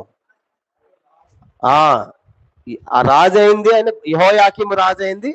చెప్పే కదా, యెహోయాకీము యోషియాను చంపింది ఎప్పుడని చెప్పుకున్నాం? 609 అనగానే మీకు మైండ్లో ఫిక్స్ అవ్వాలి 3 విషయాలు చెప్పా. మొదటిది, యోషియా చనిపోయింది ఎప్పుడు? 609. యెహోయాహాజు రాజు అయింది ఎప్పుడు? 609. కనుక మళ్ళీ యెహోయాకీము రాజు అయింది ఎప్పుడు? మళ్ళీ 606 అంటారు ఎట్లాగు? కానీ గుర్తు పెట్టుకుని 609. కనుక అంటే 609లో 3 రాజులు మనకు కనబడతారు. యోషియా మరణం కనబడుతుంది. అతని కుమారుడు యెహోయాహాజు 3 నెలలు పరిపాలన చేశాడు. తర్వాత అతను ఐగుప్తు దేశం వెళ్ళిపోయాడు. నెక్స్ట్ రాజు అయింది యెహోయాకీము రాజు అయ్యాడు. ఇప్పుడు యెహోయాకీము పరిపాలనలో ఎన్నో సంవత్సరం అంట? 3వ సంవత్సరం. అంటే 606లో దాడి జరుగుతుంది. అందుకు చెప్పే కదా 605 నుంచి 606లో ఈ దాడి జరుగుతా ఉన్నా మనకు గుర్తుపెట్టుకోవాలి. కానీ ఇప్పుడు ఈ నెబుకద్నెజరు ఏ నెబుకద్నెజరు అని చెప్పుకున్నాం? 2వ నెబుకద్నెజరు రాసుకోండి. రెండవ నెబుకద్నెజరు సెకండ్. కనుక 2వ నెబుకద్నెజరు ఇతని తండ్రి పేరు ఏమని చెప్పుకున్నాము? Nebo Pulsar. తండ్రి ఎవరు? ఆయన మొదటి నెబుకద్నెజరు. చెప్పండి. నెబో పలసరు ఏమో రాసుకుని మొదటి నెబుకద్నెజరు, నెబో పలసరు తండ్రి. అతను చనిపోయిన తర్వాత రాజు అయిన నెబుకద్నెజరు రెండవ నెబుకద్నెజరు కుమారుడు. రాజు హోదాలు రాజు అయ్యాడు. ఇప్పుడు చెప్పండి, ఈ మనకు దాని గ్రంథంలో కనపడే నెబుకద్నెజరు తండ్రి కనపడ్డు. ఎవరు కనపడతాడు? కుమారుడే కనపడతాడు. అంటే ఈ రెండవ నెబుకద్నెజరు గుర్తుపెట్టుకోవాలి. తండ్రి నెబో పలసరు కనుక మొదటి నెబుకద్నెజరు, ఈయన రెండవ నెబుకద్నెజరు. మొదటి నెబుకద్నెజరు ఆయన తండ్రి అన్నమాట. ఆయన పేరు నెబో పలసరు. Nebo Pulsar.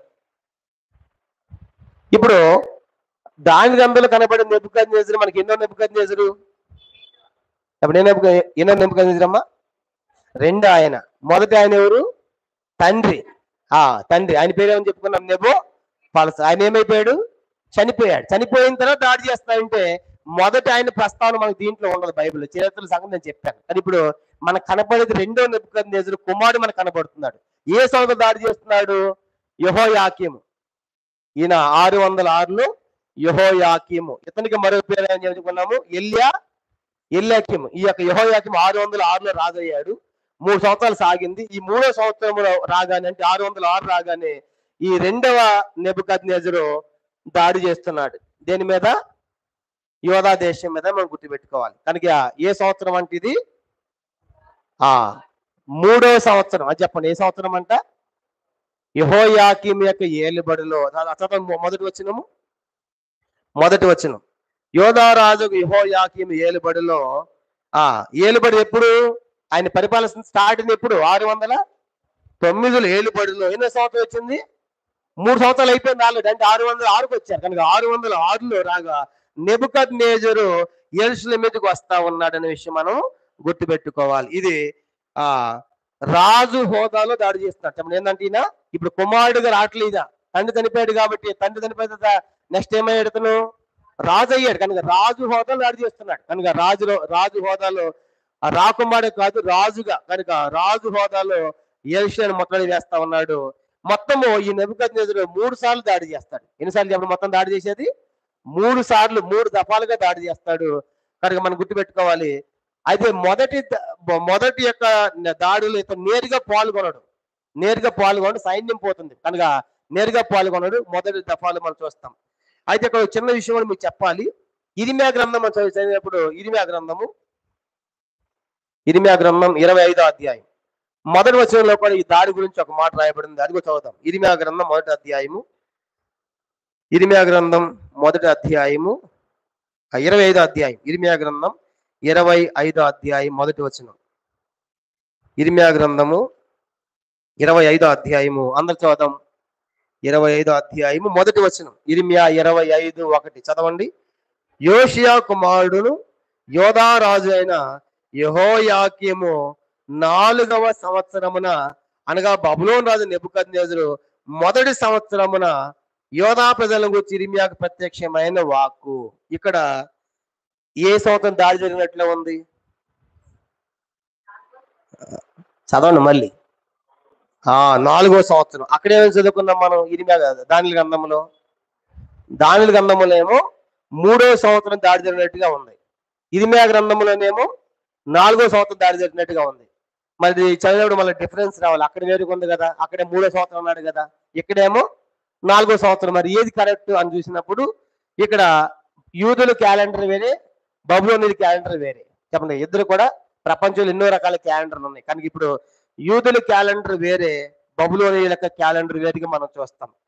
అది చూసినప్పుడు క్యాలెండర్ ఫాలో అవటంలో బబులోనీయులు ఎట్లా ఉంటారంటే, బబులోనీయులు కరెక్ట్ గా ఫాలో అవుతారు. చెప్పండి, ఎట్లంటే డేట్ అంటే అదే డేట్ చెప్తారు. కనుక బబులోనీయులు వాళ్ళ క్యాలెండర్ ఎట్లా ఫాలో అవుతారంటే, బబులోనీయులు కరెక్ట్ గా డేట్ ఆగస్టు 10 అంటే ఆగస్టు 15 అని చెప్తారనమాట. కానీ యూదులు ఎట్లా ఫాలో అవుతారంటే కరెక్ట్ డేట్ చెప్పరు. కనుక పలానా సంవత్సరం అంటారు. సంవత్సరం అనగానే ఏమవుతుంది? అది కరెక్ట్ డేట్ చెప్పరు కాబట్టి కనుక ఆ మధ్యలోకి వచ్చేస్తుంది, వెనక ముందు అవుతుంది అన్నమాట. మనం కూడా బండి ఎప్పుడు కొన్నాం అనుకోండి, ఆగస్టు 15 నుంచి ఆగస్టు 15 సంవత్సరం. 2024లో కొన్నాము అని అన్నాం అనుకోండి, 25 కానీ ఏమైపోతుంది, 20లో కానీ ఒక సంవత్సరం ముందు పెరిగినట్టుగా అయిపోతుంది. ఇక నేను చెప్పాల్సిన విషయం ఏంటంటే, వాళ్ళకి ఫాలో అయ్యే క్యాలెండర్లు వేరే.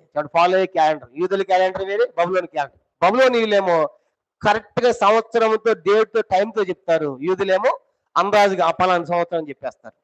ఆ డిఫరెన్సే తప్ప వేరేదేం కాదనే విషయం మనం గుర్తుపెట్టుకోవాలి. కనుక క్యాలెండర్ ఫాలో అవటంలో వారిద్దరికి ఏముంది, యూదులకి బబులోనీయులకి వ్యత్యాసం ఉంది. అంటే యూదుల క్యాలెండర్ ప్రకారము 3వ సంవత్సరము, బబులోని క్యాలెండర్ ప్రకారం అయితే 4వ సంవత్సరం. అంటే అట్లా ఒక సంవత్సరం తేడా ఎందుకు ఉందంటే వాళ్ళు ఫాలో అయ్యే క్యాలెండర్ బట్టే తప్ప ఇక్కడ తప్పేమీ కాదనే విషయం మనం జ్ఞాపకం పెట్టుకోవాలి. కానీ ఇప్పుడు మనం చూసినప్పుడు ఆ ఏం జరిగింది చూడండి, మొదటి అధ్యాయం మొదటి వచనం దానియేలు గ్రంథం. ఇది చదివినప్పుడు అక్కడ 3 ఇక్కడ 4 అనే విషయం రాగానే గుర్తుపెట్టుకోవాలి. బబులోనుల క్యాలెండర్ వేరే, యూదుల క్యాలెండర్ వేరే. కాబట్టి ఆ క్యాలెండర్ని బట్టి ఆ డిఫరెన్స్ వచ్చింది, కానీ ఇంకా వేరేదేమి కాదనే విషయం మనం గుర్తుపెట్టుకుని చదవాలి. దానియేలు గ్రంథం మొదటి అధ్యాయం చూడండి. మనం చూసినప్పుడు ఒక మాట మనం చూస్తాం అక్కడ. దానియేలు గ్రంథం మొదటి అధ్యాయం మొదటి వచనం. దానియేలు గ్రంథం మొదటి అధ్యాయము మొదటి వచనం. మొదటి 2 వచనాలు చదువుతాము. యోధారాజు యెహోయాకీము ఏలుబడిలో, అంటే మనం చూసాం కదా 609లో, 3వ సంవత్సరం అంటే 606లో బబులోను రాజుకు నెబుకద్నెజరు యెరూషలేము మీదకి వచ్చి దానిని ముట్టడి వేయగా. తర్వాత 2వ వచనం, ప్రభు యోధారాజుకు యెహోయాకీమును దినమందిరము చేసిన ఉపకరణములను ఆ రాజు చేతికి అప్పగించాను అని చూస్తాం. చెప్పండి, యెహోయాకీమును అప్పగించాడు, తర్వాత ఆ యొక్క మందిరంలో వస్తువులు కూడా అప్పగించాడని మనం చూస్తాం. అయితే ఇక్కడ వాస్తవానికి రాజును అప్పగించిన బబులోను రాజు ఇతను పట్టుకొని పోలేదు, యెహోయాకీమును పట్టుకొని పోలేదు. పట్టుకొని పోకుండా ఏం చేస్తాడు, దాడి చేసి పన్ను వేసి దాసునిగా చేసుకుని నా కింద నువ్వు పని చేయాలని చెప్పేసి అతను చెప్తాడు. 2వ రాజుల గ్రంథం 23వ అధ్యాయం. అప్పగించాడు అనగానే డైరెక్ట్ గా తీసుకుని పోలేదు. తను తీసుకుని పోకుండా ఏం చేస్తాడు, జయించిన తర్వాత మొదటి దాడిలో అతన్నే పెట్టి నువ్వు నా కింద రాజుగా నా కింద దాసునిగా ఉండి పని చేయాలంటాడు. 2వ రాజులు 23వ అధ్యాయం 33, 34, 35 వచనాలు. 2వ రాజుల గ్రంథము చూడండి. 2వ రాజులు 23వ అధ్యాయం. 2వ రాజుల గ్రంథము అప్పగించాడు అనగానే డైరెక్ట్ గా అతను తీసుకుని పోలేదనే విషయం మీకు జ్ఞాపకం చేస్తున్నాం. 2వ రాజుల గ్రంథం 23వ అధ్యాయము 33 నుంచి 33. ఇతడు యెరూషలేములో ఏలుబడి చేయకుండా ఫరోన్ యొక్క హమాత్ దేశమున్న రిబ్లా పట్టణమందు అతని బంధకములు ఉంచి దేశం మీద 50 మణుగుల వెండిని 2 మణుగుల బంగారం పనుగా నిర్ణయించి 34 కూడా యోషియా కుమారుడు ఎల్యాకీమును అతని తండ్రి అయిన యోషియా కుమారుగా రాజుగా నియమించి అతను యెహోయాకీము అని పేరు పెట్టి యెహోయాహాజును ఐగుప్తు దేశం కొనిపోగా అప్పుడు అతను మృతి పొందేను అని మనం చూస్తాం. 35 కూడా యెహోయాకీము ఫరో ఇచ్చిన ఆజ్ఞ చొప్పున దేశం మీద పన్ను నిర్ణయించి ఆ వెండి బంగారములను ఫరోకు చెల్లించుచు వచ్చాను. దేశపు జనుల యొద్ద నుండి వారికి నిర్ణయమైన చొప్పున వసూలు చేసి అతడు ఫరో నెకోకు చెల్లించను. ఇక్కడ అందరు చూడండి, ఒక విషయం మీకు చెప్పాలి. ఇప్పుడు ఐగుప్తు రాజు ఫరో నెకో పైకి వెళ్ళి అషూరు రాజు సహాయం చేసి వస్తా ఉన్నప్పుడు ఎవరిని పట్టుకొని పోయాడని చెప్పుకున్నాం మనము, యాహాజును తీసుకెళ్లిపోయాడు. ఎవరిని రాజుగా పెట్టాడని చెప్పుకున్నాము, యెహోయాకీమును రాజుగా పెట్టాడని చెప్పుకున్నాం. అయితే అప్పుడు యెహోయాకీము చెప్పండి ఇతనికి ఏం చెల్లించాలి, ఫరో నెకోకు పన్ను చెల్లించాలి. అట్లా పన్ను చెల్లిస్తా ఉన్న టైంలో పైన బబులోను రాజు ఎవరిని ఓడించాడని చెప్పుకున్నాం, పైన అషూరు రాజును ఓడించాడు. అంటే అప్పుడు అషూరు రాజును ఓడించిన తర్వాత ఏ సామ్రాజ్యం పైకి వచ్చింది చెప్పుకున్నాము, బబులోను సామ్రాజ్యం పైకి వచ్చింది. అప్పుడు ఇక ఇతను ఫరో నెకో పన్ను చెల్లించిన అవసరం లేదు, కానీ ఇప్పుడు బబులోనీలు దాడి చేస్తారు. కాబట్టి ఈ యొక్క యెహోయాకీము ఇప్పుడు పన్ను ఎవరు కట్టాలి, ఐగుప్తు రాజు కాదు, ఎవరు కట్టాలి, బబులోను రాజుకి. కనుక బబులోను రాజు దాడి చేస్తాడు కదా, కనుక ఇప్పుడు బబులోను వచ్చి దాడి చేసినప్పుడు అప్పుడు దాకా ఎవరు చెల్లించాడు పన్ను, ఐగుప్తు రాజు చెల్లించాడు. ఇప్పుడు బబులోను రాజు దాడి చేసినప్పుడు జయించాడు కాబట్టి అతను రాజుగా పెట్టి ఏం చేస్తాడంటే నువ్వు నా కిందే పని చేయాలి అని చెప్పేసి ఇప్పుడు ఐగుప్తు రాజు పన్ను ఆపేస్తాడు. నెక్స్ట్ ఎవరు కట్టాలంటే ఇప్పుడు బబులోను. 24వ అధ్యాయం 2వ రాజులు 24వ అధ్యాయం, నా మాట కాదు, 2వ రాజులు 24వ అధ్యాయము. చాలా ఐగుప్తు రాజు పన్ను కొడుతున్న టైంలో యెరూషలేము మీద దాడి చేస్తాడు నెబుకద్నెజరు. 24వ అధ్యాయం మొదటి వచనం, 2వ రాజులు 24:1. యెహోయాకీము దినములలో చదవండి 24:1. బబులోను రాజైన నెబుకద్నెజరు యెరూషలేము మీదకి వచ్చెను. యెహోయాకీము అతనికి దాసుడై, ఏమైందంటే యెహోయాకీము దాసుడై 3 ఏండ్లు సేవ చేసిన తరువాత అతని మీద తిరుగుబాటు చేయగా. ఇప్పుడు చెప్పండి, అందరూ చూడాలి. ఇక్కడ యూదా దేశంలో యెహోయాకీము రాజుగా ఉన్నప్పుడు యెహోయాకీము రాజుగా పెట్టింది ఎవరు? యెహోయాకీమును రాజుగా పెట్టింది ఎవరు? ఐగుప్తు రాజు అయిన ఫరోనికే పెట్టాడు. పెట్టి వానికి ఏం చేస్తూ ఉండాలి? ప్రతి సంవత్సరము పన్ను చెల్లించాలి. అలా చెల్లిస్తున్న క్రమంలో ఇప్పుడు బబులోను రాజు దాడి చేశాడు యెహోయాకీము మీద. కానీ ఇప్పుడు యెహోయాకీము ఇక యూదా దేశాన్ని గెలిచింది ఎవరు? ఇప్పుడు బబులోనీయులు. కాబట్టి పన్ను ఐగుప్తు కట్టాల్సిన పని లేదు. ఎవరు కట్టాలి? ఇప్పుడు ఆయన బబులోనీయులు కట్టాలి. అది చెప్తాడు ఇప్పుడు 24వ అధ్యాయంలో. దాసుడు అయిపోయాడు, వచ్చి దాడి చేయగానే అయ్యా నీకు సరెండర్ అయిపోయాడు యెహోయాకీము. లోబడిన తర్వాత ఎన్ని సంవత్సరాలు దాసుడిగా ఉన్నాడంట? చెప్పండి, ఎన్ని సంవత్సరాలు? 3 సంవత్సరాలు దాసుడిగా ఉన్నాడు. అంటే బబులోను రాజు కింద, అంటే ఇతను అప్పగించాడని కానీ వెంటనే డైరెక్ట్ గా బబులోను దేశం తీసుకొని పోలేదు. తీసుకొని పోకుండా ఏం చేశాడంటే అతన్ని అక్కడే రాజుగా ఉంచాడు. కానీ రాజులు కాదు ఇప్పుడు. ఎవరు అతను? బబులోను రాజు నెబుకద్నెజరుకి ఎట్లా ఉండాలైనా దాసుడిగా ఉండాలి. నేను జయించానంట కాబట్టి నా కింద నువ్వు ఉండాలి, నువ్వు పన్ను కడతా ఉండాలని చెప్పేసి అతన్ని పెట్టి పన్ను వసూలు చేసుకుంటా అట్లా ఎన్ని సంవత్సరాలు ఇప్పుడు బతికాడు చెప్పండి యెహోయాకీము? 3 సంవత్సరాలు. ఇక్కడ పాఠం నేర్చుకోవాలి. ఫస్ట్ ఏమో ఐగుప్తు రాజు పన్ను కట్టాడు, అట్ట సగం దేశం దేవాలా తీశాడు.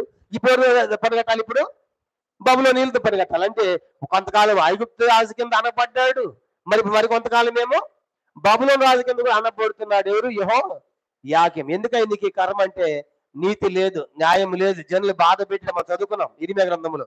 అలాంటి ఘోరమైన చర్యలు అతను చేసినందుకు కాను ఈ యొక్క యెహోయాకీము దాదాపుగా ఏం జరిగిందంటే, ఇప్పుడు 2వ దినవృత్తాంతాలు 36వ అధ్యాయం ఒక మాట చూద్దాము. ఇతడు 3 సంవత్సరాలు ఐగుప్తు రాజైట, 3 సంవత్సరాలు బబులోను రాజైన నెబుకద్నెజరు దాసుడిగా ఉండి సేవ చేశాడంట. ఏం చేశాడు? 2వ దినవృత్తాంతాలు 36వ అధ్యాయం. 2వ దినవృత్తాంతములు 36వ అధ్యాయము చూడండి 5 నుంచి.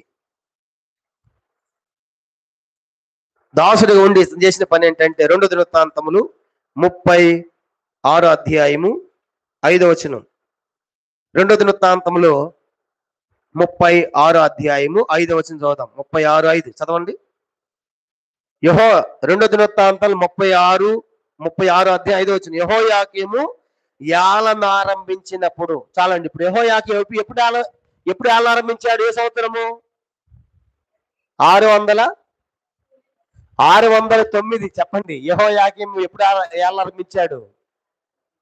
609. ఏలనారంభించినప్పుడు 25 ఏండ్లు యెరూషలేములో 25 ఏండ్ల వాడు యెరూషలేములో 11 సంవత్సరములు ఏలేను. ఎన్ని సంవత్సరాలు ఏలంట? 11 సంవత్సరాలు. కానీ ఇప్పుడు అంటే 609 మైనస్ 11 500 చూసామంటే 598.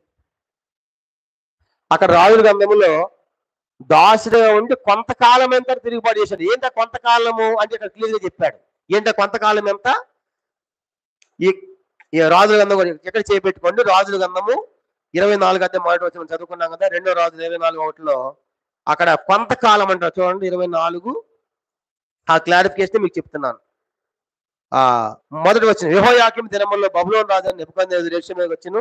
యెహోయాకీము అతని దాసు 3 ఏళ్లు సేవ చేసిన తరువాత అతని మీద తిరుగుబాటు చేయగా యెహోవా అతని దాసులని ప్రవక్తల సెలవు ఇచ్చిన మాట చొప్పున యూదా దేశం నాశనం చేయుటకై కల్దీల సైన్యములను, సిరియన్ సైన్యములను, మోయాబే సైన్యములను, అమోల సైన్యములను రప్పించెను. కానీ ఇప్పుడు అతను 609లో రాజు అయ్యాడు. ఎన్ని సంవత్సరాలు పరిపాలించాడంట?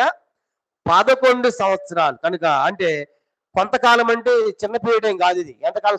సుమారుగా 11 సంవత్సరాలు. 8 సంవత్సరాలు అంటే 11 సంవత్సరాలు పరిపాలించాడు. 11 సంవత్సరాలు పరిపాలించే తరువాత మనం చూసినప్పుడు ఐగుప్తు ఈ 11 సంవత్సరాల్లో ఇతను బ్రతికి ఎలాగుందంటే, కొంతకాలం ఎవరి కింద ఉన్నాడు చెప్పండి? యెహోయాకీము కొంతకాలము ఐగుప్తు రాజైన ఫరోనికో కింద ఉన్నాడు. ఇప్పుడు మరి కొంతకాలమేమో బబులోను రాజు కింద ఉన్నాడు. అది గుర్తుపెట్టుకోవాలి. కనుక ఈ 11 సంవత్సరాల్లో కొంతకాలమేమో ఐగుప్తు రాజుగా పెట్టేట్టు వాడికి పన్ను చెల్లిస్తూ వచ్చాడు. ఈ పన్ను చెల్లించే క్రమంలో ఎప్పుడైతే బబులోనులు దాడి చేశారో ఇది ఆపేసి నెక్స్ట్ బబులోనులు సరెండర్ అవ్వాల్సి వచ్చింది. అంతే కదా, గెలిచినోడికే అధికారం. కాబట్టి ఆ రీతిగా ఫరోన్ ఇదంతా యెహోయాకీము యొక్క జీవితం మనకు కనబడతా ఉంటుంది. కాబట్టి ఆ రీతిగా ఆ 36 2 దినవృత్తాంతాల 36 అధ్యాయము ఇంకో మాట కూడా చూద్దాము. ఆ 3వ సంవత్సరంలో ఏం చేశాడంటే దాడి చేసి 2 దినవృత్తాంతాల 36 అధ్యాయం 2 దినవృత్తాంతములు 36 అధ్యాయము 2 దినవృత్తాంతాలు 36 అధ్యాయము 6వ వచనం చూడండి. దాడి చేసి అతను చేసిన పని ఏంటి? దాడి చేసి యోధా దేశం మీద దాడి చేసిన తర్వాత ఆయన చేసిన పని 36 అధ్యాయం 6వ వచనం 36:6.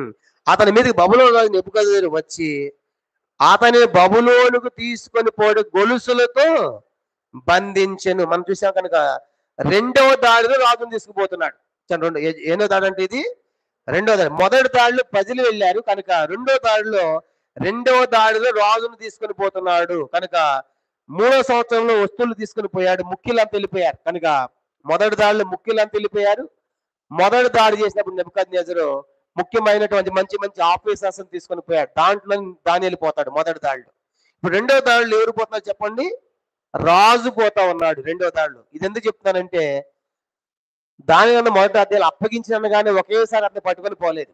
మొదటి దాడిలో నేరుగా పాల్గొనలేదు నెబుకద్నెజరు. సైన్యం పోయింది చేశారు చెప్పండి. వాళ్ళు ఆ యొక్క మందిర వస్తువులన్నీ తీసుకున్నారు, ముఖ్యమైన ఆఫీసర్స్ పట్టుకున్నారు. మొదటి దాడిలో తీసుకుపోయారు బబులోను దేశం.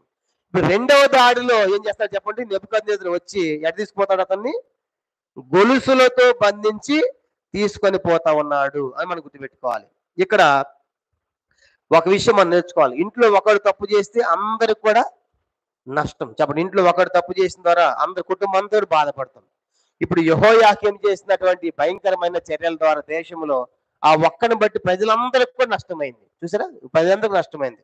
కాబట్టి ఇంట్లో ఒకడు తప్పు చేస్తే ఇంటి వారందరికి కూడా నష్టం అనే విషయం కుటుంబం అంతా బాధపడతారు. ఉదాహరణ చూడండి, కుటుంబంలో ఒకటి రౌడీ అయ్యాడు అనుకోండి. రౌడీ అయితే ఆ కుటుంబం అందరూ ఏమంటారు? అది రౌడీ కుటుంబం అండి అంటారు. అంటే కుటుంబం అంతా బాధపడదు లేదా? ఇంత మంచి చదువుకున్నాం, వీడంటే ఇలా పుట్టాడు, మా కడుపుని ఇలా చెడబుట్టాడు, చెడ్డవాడు అయిపోయిన బాధపడరు. ఒక్కడి ద్వారా కుటుంబం అంతా కూడా బాధ అన్నట్టుగా ఈ యొక్క యెహోయాకీం చేసిన కార్యాలను బట్టి ప్రజలందరూ ఎంత గొప్ప నష్టం ఏందో చూడండి. కాబట్టి మనం దీంట్లో నేర్చుకోవాల్సింది ఏంటంటే మన ద్వారా ఎవరు కూడా ఇతరులు బాధ పడకూడదు. దీంతోనే ఆపేస్తున్నాను. కనుక దీంట్లో కొన్ని విషయాలు మీకు చెప్పాలనుకుంటున్నాను. మొదటి సంగతి ఏంటంటే యెహోయాకీము ద్వారా మనం నేర్చుకోవాల్సిన పాఠం ఏంటంటే నా ద్వారా లేకుంటే మన వలన ఎవరు ఇతరులు బాధ పడకూడదు అనే విషయం గుర్తుపెట్టుకోవాలి. ఇప్పుడు ఆ దేశం అంతటి బాధలు ఎవరిని బట్టి చెప్పండి? ఎవరిని బట్టి? యెహోయాకీముని బట్టి. మీకు రాజుల చేతులు చెప్పినప్పుడు చెప్పాను, ఆ రాజులు చేయమని చెప్పారు. యెహోయాకీము తప్పనిసరిగా వాళ్ళకి ఏమైపో, లొంగిపో, సరెండర్ అయిపో, ఎవరు చంపుతాడు నీ పిల్లల్ని, ఎవరొస్తుంది చంపుతాడని చెబితే విన్నాడు యెహోయాకీము? వినలేదు. ఆ మూర్ఖమైన చర్యలు ఒక్కడి ద్వారా దేశం అంతా బాధపడ్డారు. అందరు చెరలోకి వెళ్ళిపోయారు. ఊచకోత కోసాడు.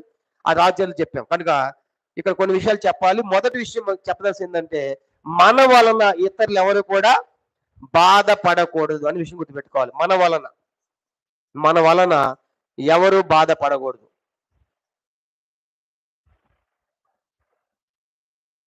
అంటే ఇక్కడ మనకి యెహోయాకీము బట్టి మనం నేర్చుకోవాల్సింది ఏంటంటే యెహోయాకీము ద్వారా దేశం అంతా బాధపడింది, చెరలో కూడా పోయారు. మీకు గుర్తుందో లేదో, యెషయా గ్రంథంలో ఇర్మీయా గ్రంథంలో మనం చదువు. ఇర్మీయా వచ్చి ఏమని చెప్పాడు ఆయన రాజుగా ఉన్నప్పుడు?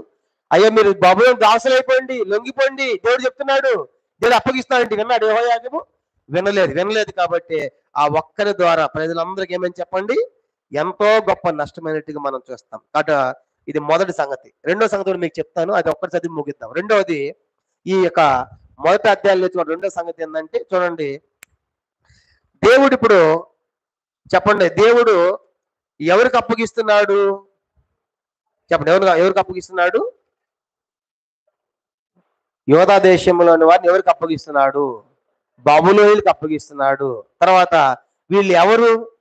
యూదులు ఎవరు? దేనికి నా సొంత ప్రజలు అన్నాడుగా, నా స్వకీయ సాంపాద్యం అన్నాడుగా. అంటే చూడండి, తన సొంత ప్రజలు తప్పు చేస్తేనే దేవుడు ఏం చేయట్లేదు చెప్పండి, వాళ్ళని వదిలిపెట్టలేదు. చెప్పండి, దేవుడు తన సొంత ప్రజలు అనుకున్న వాళ్ళే కనుక నా ప్రజలు, నా జనులు, నా స్వకీయ సాంపాద్యము అని కనుక నా సొత్తు అని ఏ ఇశ్రాయేలు గురించి చెప్పాడో వాడు తప్పు చేసిన దేవుడు విడిచిపెట్టట్లేదు. అంటే మీకు మనం నేర్చుకోవాలి. రెండో సంగతి ఏంటంటే తీర్పు ఎక్కడ ప్రారంభమవుతుందంట? తీర్పు మొట్టమొదట అన్యులకు కాదు. తీర్పు ఎక్కడంట? తీర్పు మన యుద్ధనే ప్రారంభమవుతుంది. ఇప్పుడు తీర్పు ఎవరు తీస్తాడు? మొట్టమొదట అన్యులకు కాదు. ఎవరికి? ఇశ్రాయేలు వారికి. కనుక తీర్పు రెండో సంగతి ఈ పాఠంలో మనం నేర్చుకోవాలి. తీర్పు మన యుద్ధనే ప్రారంభమవుతుంది. తీర్పు మన యుద్ధనే,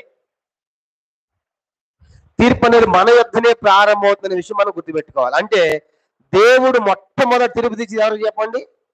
అన్యులకు కాదు, దేవుని నమ్మిన మనకే. చూడండి, ఇప్పుడు అంత సొంత ప్రజలు కదా, ఎంతగా వాళ్ళ నుంచి ఎంత గొప్పగా చెప్పాడు బైబిల్లో. అలాంటి ఎంత భయంకరమైన ఘోరమైనటువంటి అవమానానికి అప్పగించాడు దేవుడు వాడిని. కారణం ఏంటంటే మొదటి పేతురు పత్రిక 4వ అధ్యాయం చూడండి. మొదటి పేతురు పత్రిక 4వ అధ్యాయం 17వ వచనం. మొదటి పేతురు పత్రిక 4వ అధ్యాయము 17వ వచనం మనం చదువుకుంటాము. మొదటి పేతురు పత్రిక 4వ అధ్యాయము 17వ వచనం. మొదటి పేతురు పత్రిక 4:17 అందరు చదువుతాము. తీర్పు దేవుని ఇంటి యొద్ద ఆరంభమగు కాలము వచ్చినది. అది మన యొద్దనే ఆరంభం అయితే దేవుని సువార్తకు అవిధేయులైన వారి గతి ఏమవును? చూసారు, ఇప్పుడు తీర్పు ఎవరికి వచ్చిందండి? ఇక్కడ దేవుని ప్రజలకు వచ్చింది, స్వకీయ సంపాదనకు వచ్చింది. నా సొత్తు అన్న వాళ్ళు దేవుడు విడిచిపెట్టట్లేదు, కనుక నా ప్రజలను చెప్పిన వాడు విడిచిపెట్టట్లేదు. కనుక మనం నేర్చుకోవాల్సిన పాఠం ఏంటంటే తీర్పు దేవుని యొక్క ఇంటి యొద్దనే ప్రారంభం అయితే యెరూషలేము మీద ప్రారంభమైంది, దేవుని మందిరం మీద ప్రారంభమైంది, యూదుల మీద ప్రారంభమైంది. కాబట్టి ఇప్పుడు తీర్పు అనేది దేవుని ప్రజలు ప్లస్ యూదులు ప్లస్ ఇశ్రాయేలు, కనుక వాళ్ళ యొద్దే ప్రారంభం అయితే ఇక సామాన్యుల సంగతి ఏంటి? ఇక మనం నేర్చుకోవాల్సిన పాఠం ఏంటంటే దేవుడు తన సొంత ప్రజలను విడిచిపెట్టలేదు, తప్పు చేస్తే వారినే విడిచిపెట్టలా. చూసి ఎంత ఘోరంగా అప్పగించాడు. యవనులు చంపాడు, వృద్ధులను చంపాడు. కనుక దేశమే లేకుండా పోయింది. ఇంత శిక్ష, అంతే శిక్ష చెప్పాడు కదా. కనుక ఆజ్ఞలు పాటిస్తే నెమ్మది, పాటించకపోతే శిక్ష అని చెప్పాడు. కనుక కారణం ఏంటంటే మనకు నేర్చుకోవాల్సిన సత్యం ఏంటంటే రెండవదిగా తీర్పు అనేది దేవుని ఇంటి యొద్ద, దేవుని ప్రజల యొద్దనే ప్రారంభం అవుతుంది అనే విషయం మనం గుర్తుపెట్టుకోవాలి. కానీ ఇప్పుడు యోషియా గురించి ఏమన్నా, క్షమించండి, యెహోయాకీము గురించి మనం ఏం నేర్చుకోవాలి? యెహోయాకీము గురించి నేర్చుకోవాలి. మొదటి సంగతి ఏంటంటే యెహోయాకీము ద్వారా ప్రజలందరూ ఏమైపోయారంట? బాధపడ్డారు. ఇరిమియా గ్రంథం 22వ అధ్యాయం చదువుకున్నాం కదా. ఇరిమియా గ్రంథం 22వ అధ్యాయం మనం చదువుకున్నాం. 22 నుంచి ఏమని చదువుకున్నాము? ఆ తర్వాత జనులను బాధపరిచాడు. అంటే మన ద్వారా ఇతరులు ఎవరు కూడా బాధ పడకూడదు అనేది యెహోయాకీము నేర్చుకోవాలి. యూదులు లేదా ఇశ్రాయేలు నేర్చుకోవాలి. వాళ్ళ ఏం నేర్చుకోవాలి మనము? దేవుడు యూదులను ఇశ్రాయేలు విడిచిపెట్టలేదు, తన సొంత ప్రజలు విడిచిపెట్టలేదు, వాళ్ళని తిరిగి అప్పగించాడు, వాళ్ళని బబులకు అప్పగించాడు అన్నప్పుడు కనుక దేవుడు తన సొంత ప్రజలను కూడా విడిచిపెట్టేవాడు కాడు. దేవుని యొక్క తీర్పు అనేది మన యొద్దనే ప్రారంభం అవుతుంది. యేసెకేలు గ్రంథం 9వ అధ్యాయము, యేసెకేలు గ్రంథం 9వ అధ్యాయము 5వ వచనం చూడండి. శిక్ష అక్కడ నుండి వస్తుందని శిక్ష. యేసెకేలు గ్రంథం 9వ అధ్యాయం, యేసెకేలు 9:5 చదువుకున్నాం. యేసెకేలు గ్రంథము 9వ అధ్యాయము 5వ వచనం. యేసెకేలు గ్రంథము 9వ అధ్యాయము 9:15 9వ అధ్యాయం 5వ వచనం. యేసెకేలు గ్రంథం 9వ అధ్యాయం 5వ వచనం అండి. నేను వినుచుండగా వారికి సెలవిచ్చాను, మీరు పట్టణములో వాని వెంట పోయి నా పరిశుద్ధ స్థలము దగ్గర మొదలుపెట్టి, ఎక్కడ మొదలు పెట్టాలంట? పరిశుద్ధ స్థలము అంటే మందిరం దగ్గర మొదలుపెట్టి కటాక్షమైనను కనికరమైన లేదు అందరి హతము చేయుడి. ఎక్కడ మొదలు పెట్టండి మీరు పోయి శిక్ష? పరిశుద్ధ స్థలము. ఇప్పుడు దాని గంటలు మనం చూస్తాము, ఎక్కడ ప్రారంభమవుతుంది? యెరూషలేము మీద ప్రారంభమవుతుంది దాడి. పరిశుద్ధ స్థలమే. ఎవరి మీద? దేవుని సొంత ప్రజల మీదే. కాబట్టి మనం గుర్తుపెట్టుకోవాలి, లోకములో ఇప్పుడు లోకానికి ఇశ్రాయేలు ప్రజలు ఏమని చెప్పాడు? మీరు పైవారిగా ఉంటారని కింది వారిగా ఉంటారని చెప్పాడు, మీరు తలగా ఉంటారని తోకగా ఉంటారని చెప్పాడు. అది వాళ్ళ గురించి చెప్పాడు. కొత్త నిబంధనలు ఏమన్నాడు క్రైస్తవుల గురించి? మీరు లోకమునకు డాష్ చెప్పండి ఏంటి? మీరు లోకమునికి ఏమై ఉన్నారు? వెలుగై ఉన్నారు. మనమే చీకటి అయితే చీకటిలో ఉన్న సంగతి ఏంటి? ఆలోచించండి. ఒక క్రైస్తవుడు లోకానికి వెలుగు, వెలిగించబడిన వాడు చీకటి అయిపోతే చీకటిలో వాడి సంగతి ఏంటి? వాళ్ళ పరిస్థితి ఎంత ఘోరం కదా. కాబట్టి వెలుగు ఉండవలసిన మనమే చీకటి అయిపోతే ఇంకా చీకటి ఉన్నవాడి సంగతి ఏంటి? ఇంకా వాళ్ళ పరిస్థితి ఎంత ఘోరంగా ఉంటుంది. కానీ మనం నేర్చుకునే పాఠం ఏంటంటే దేవుడు ఎవరిని విడిచిపెట్టేవాడు కాదు. మొట్టమొదట తన ప్రజల దగ్గర ప్రారంభిస్తున్నాడు. మొట్టమొదట పరిశుద్ధ స్థలం దగ్గర ప్రారంభిస్తున్నాడు. ఇవన్నీ చూసినప్పుడు మనం ఎంత భయముతో వణుకుతో జీవించాలి. ప్రభా తలగొంతా అని చెప్పే వాళ్ళని ప్రపంచంలో గొప్పవాడే అయినప్పటికీ కూడా తప్పు చేసినప్పుడు గొప్ప స్థానంలో పెట్టినప్పుడు కూడా వారు ఏం చేశారు? శిక్షలకు గురి చేస్తూనే వచ్చాడు. అందుకే న్యాయాధిపతులు చూసినప్పుడు వాళ్ళు పాపం చేయటం, మళ్ళీ మొరపెడితే మళ్ళీ లక్ష రావడం, మళ్ళీ పాపం చేయటం, మొరపెడితే మళ్ళీ విడిపించడం. అంటే దేవుడు ఎప్పుడు తప్పు చేసినా వాడిని క్షమించాల. ఇశ్రాయేలు ప్రజలు ఏం చేసే తప్పని శిక్షకు మిద్యాలకు అప్పగించాను, అశ్వులకు అప్పగించాను. ఎవరు వాళ్ళంతా? శత్రులు. కారణం ఏంటి? తన ప్రజలే. కాబట్టి ఈ రాత్రి గుర్తుపెట్టుకోవాలి. రెండు విషయాలు మనం చూసి ఈరోజు, మొదటిది యెహోయాకీం లాగా మనం ఎవరిని బాధ పెట్టకూడదు. రెండవది యూదులు లేదా ఇశ్రాయేల్ లాగా మనం జీవించినట్లయితే తీర్పు అనేది దేవుని ప్రజల యొద్దనే ప్రారంభం అవుతుంది. లోకానికి వెలుగొనవలసిన క్రైస్తవుడే చీకటి అయిపోతే చెప్పండి, లోకం ఎంత ఘోరమైన పరిస్థితులు ఉంటుంది.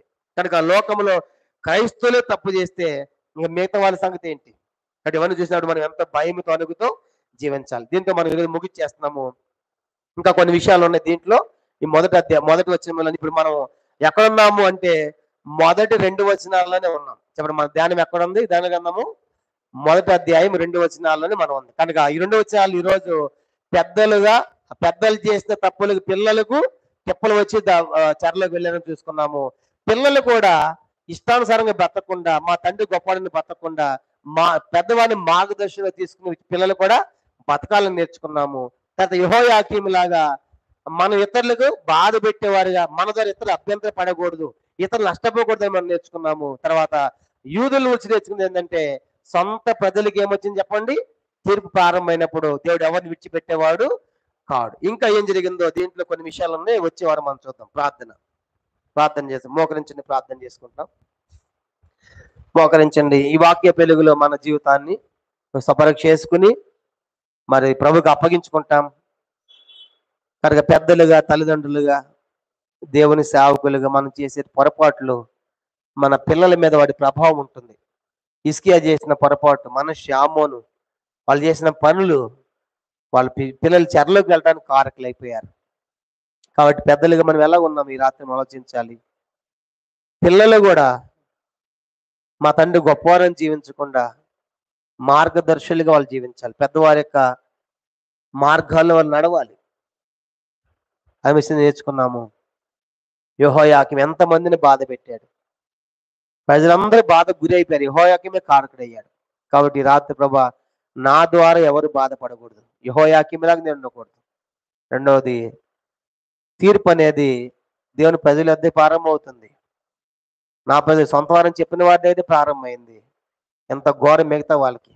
కాబట్టి ఈ రాత్రి మనం ఆలోచిద్దాం, మంచి తీర్మానం చేసుకుంటాం, ఈ స్థలం విడిచి వెళదాం. ప్రార్థన. పరలోకమందున మా తండ్రి, పరిశుద్ధ దేవ మీ స్తోత్రాలు. ఈ దినం కూడా మరి దానియేలు గ్రంథం యొక్క మొదటి అధ్యాయములు మొదటి 2 వచనాల్లో కూడా కొన్ని సంగతులు ఒక్కొక్కటిగా మేము ధ్యానం చేయడానికి మీరు మా సహాయపడుతుందికే స్తోత్రాలు. దయలు మా తండ్రి, మరి ఏవైతే వింటున్నామో వాటి ప్రకారమే జీవించినట్లుగా మీరు మాకు సహాయపడమని మీకు అప్పగించుకుని వందనాలు చెల్లించుకుంటూ వచ్చిన ప్రతి ఒక్కరు మీరు దీవించండి. మీ దీవెనతో మీ ఆశీర్వాదాలు తీపి నడిపించమని సహాయపడమని, భవిష్యత్ సేవకై సిద్ధపరచమని యేసుక్రీస్తు నామమున ప్రార్థించి వేడుచున్నాము తండ్రి. ఆమేన్. మన తండ్రి అయిన దేవుని ప్రేమయు, కుమారుని యేసుక్రీస్తు వారి కృపయు, పరిశుద్ధాత్మ అన్యోన్య సహవాసము చేర్చిన మనకును తను ప్రేమించు వారికిని సకల పరిశుద్ధులకును ఇప్పుడు ఎల్లప్పుడు సదాకాలము తోడై ఉండును గాక. ఆమేన్. అందరికీ ప్రైజ్ లార్డ్.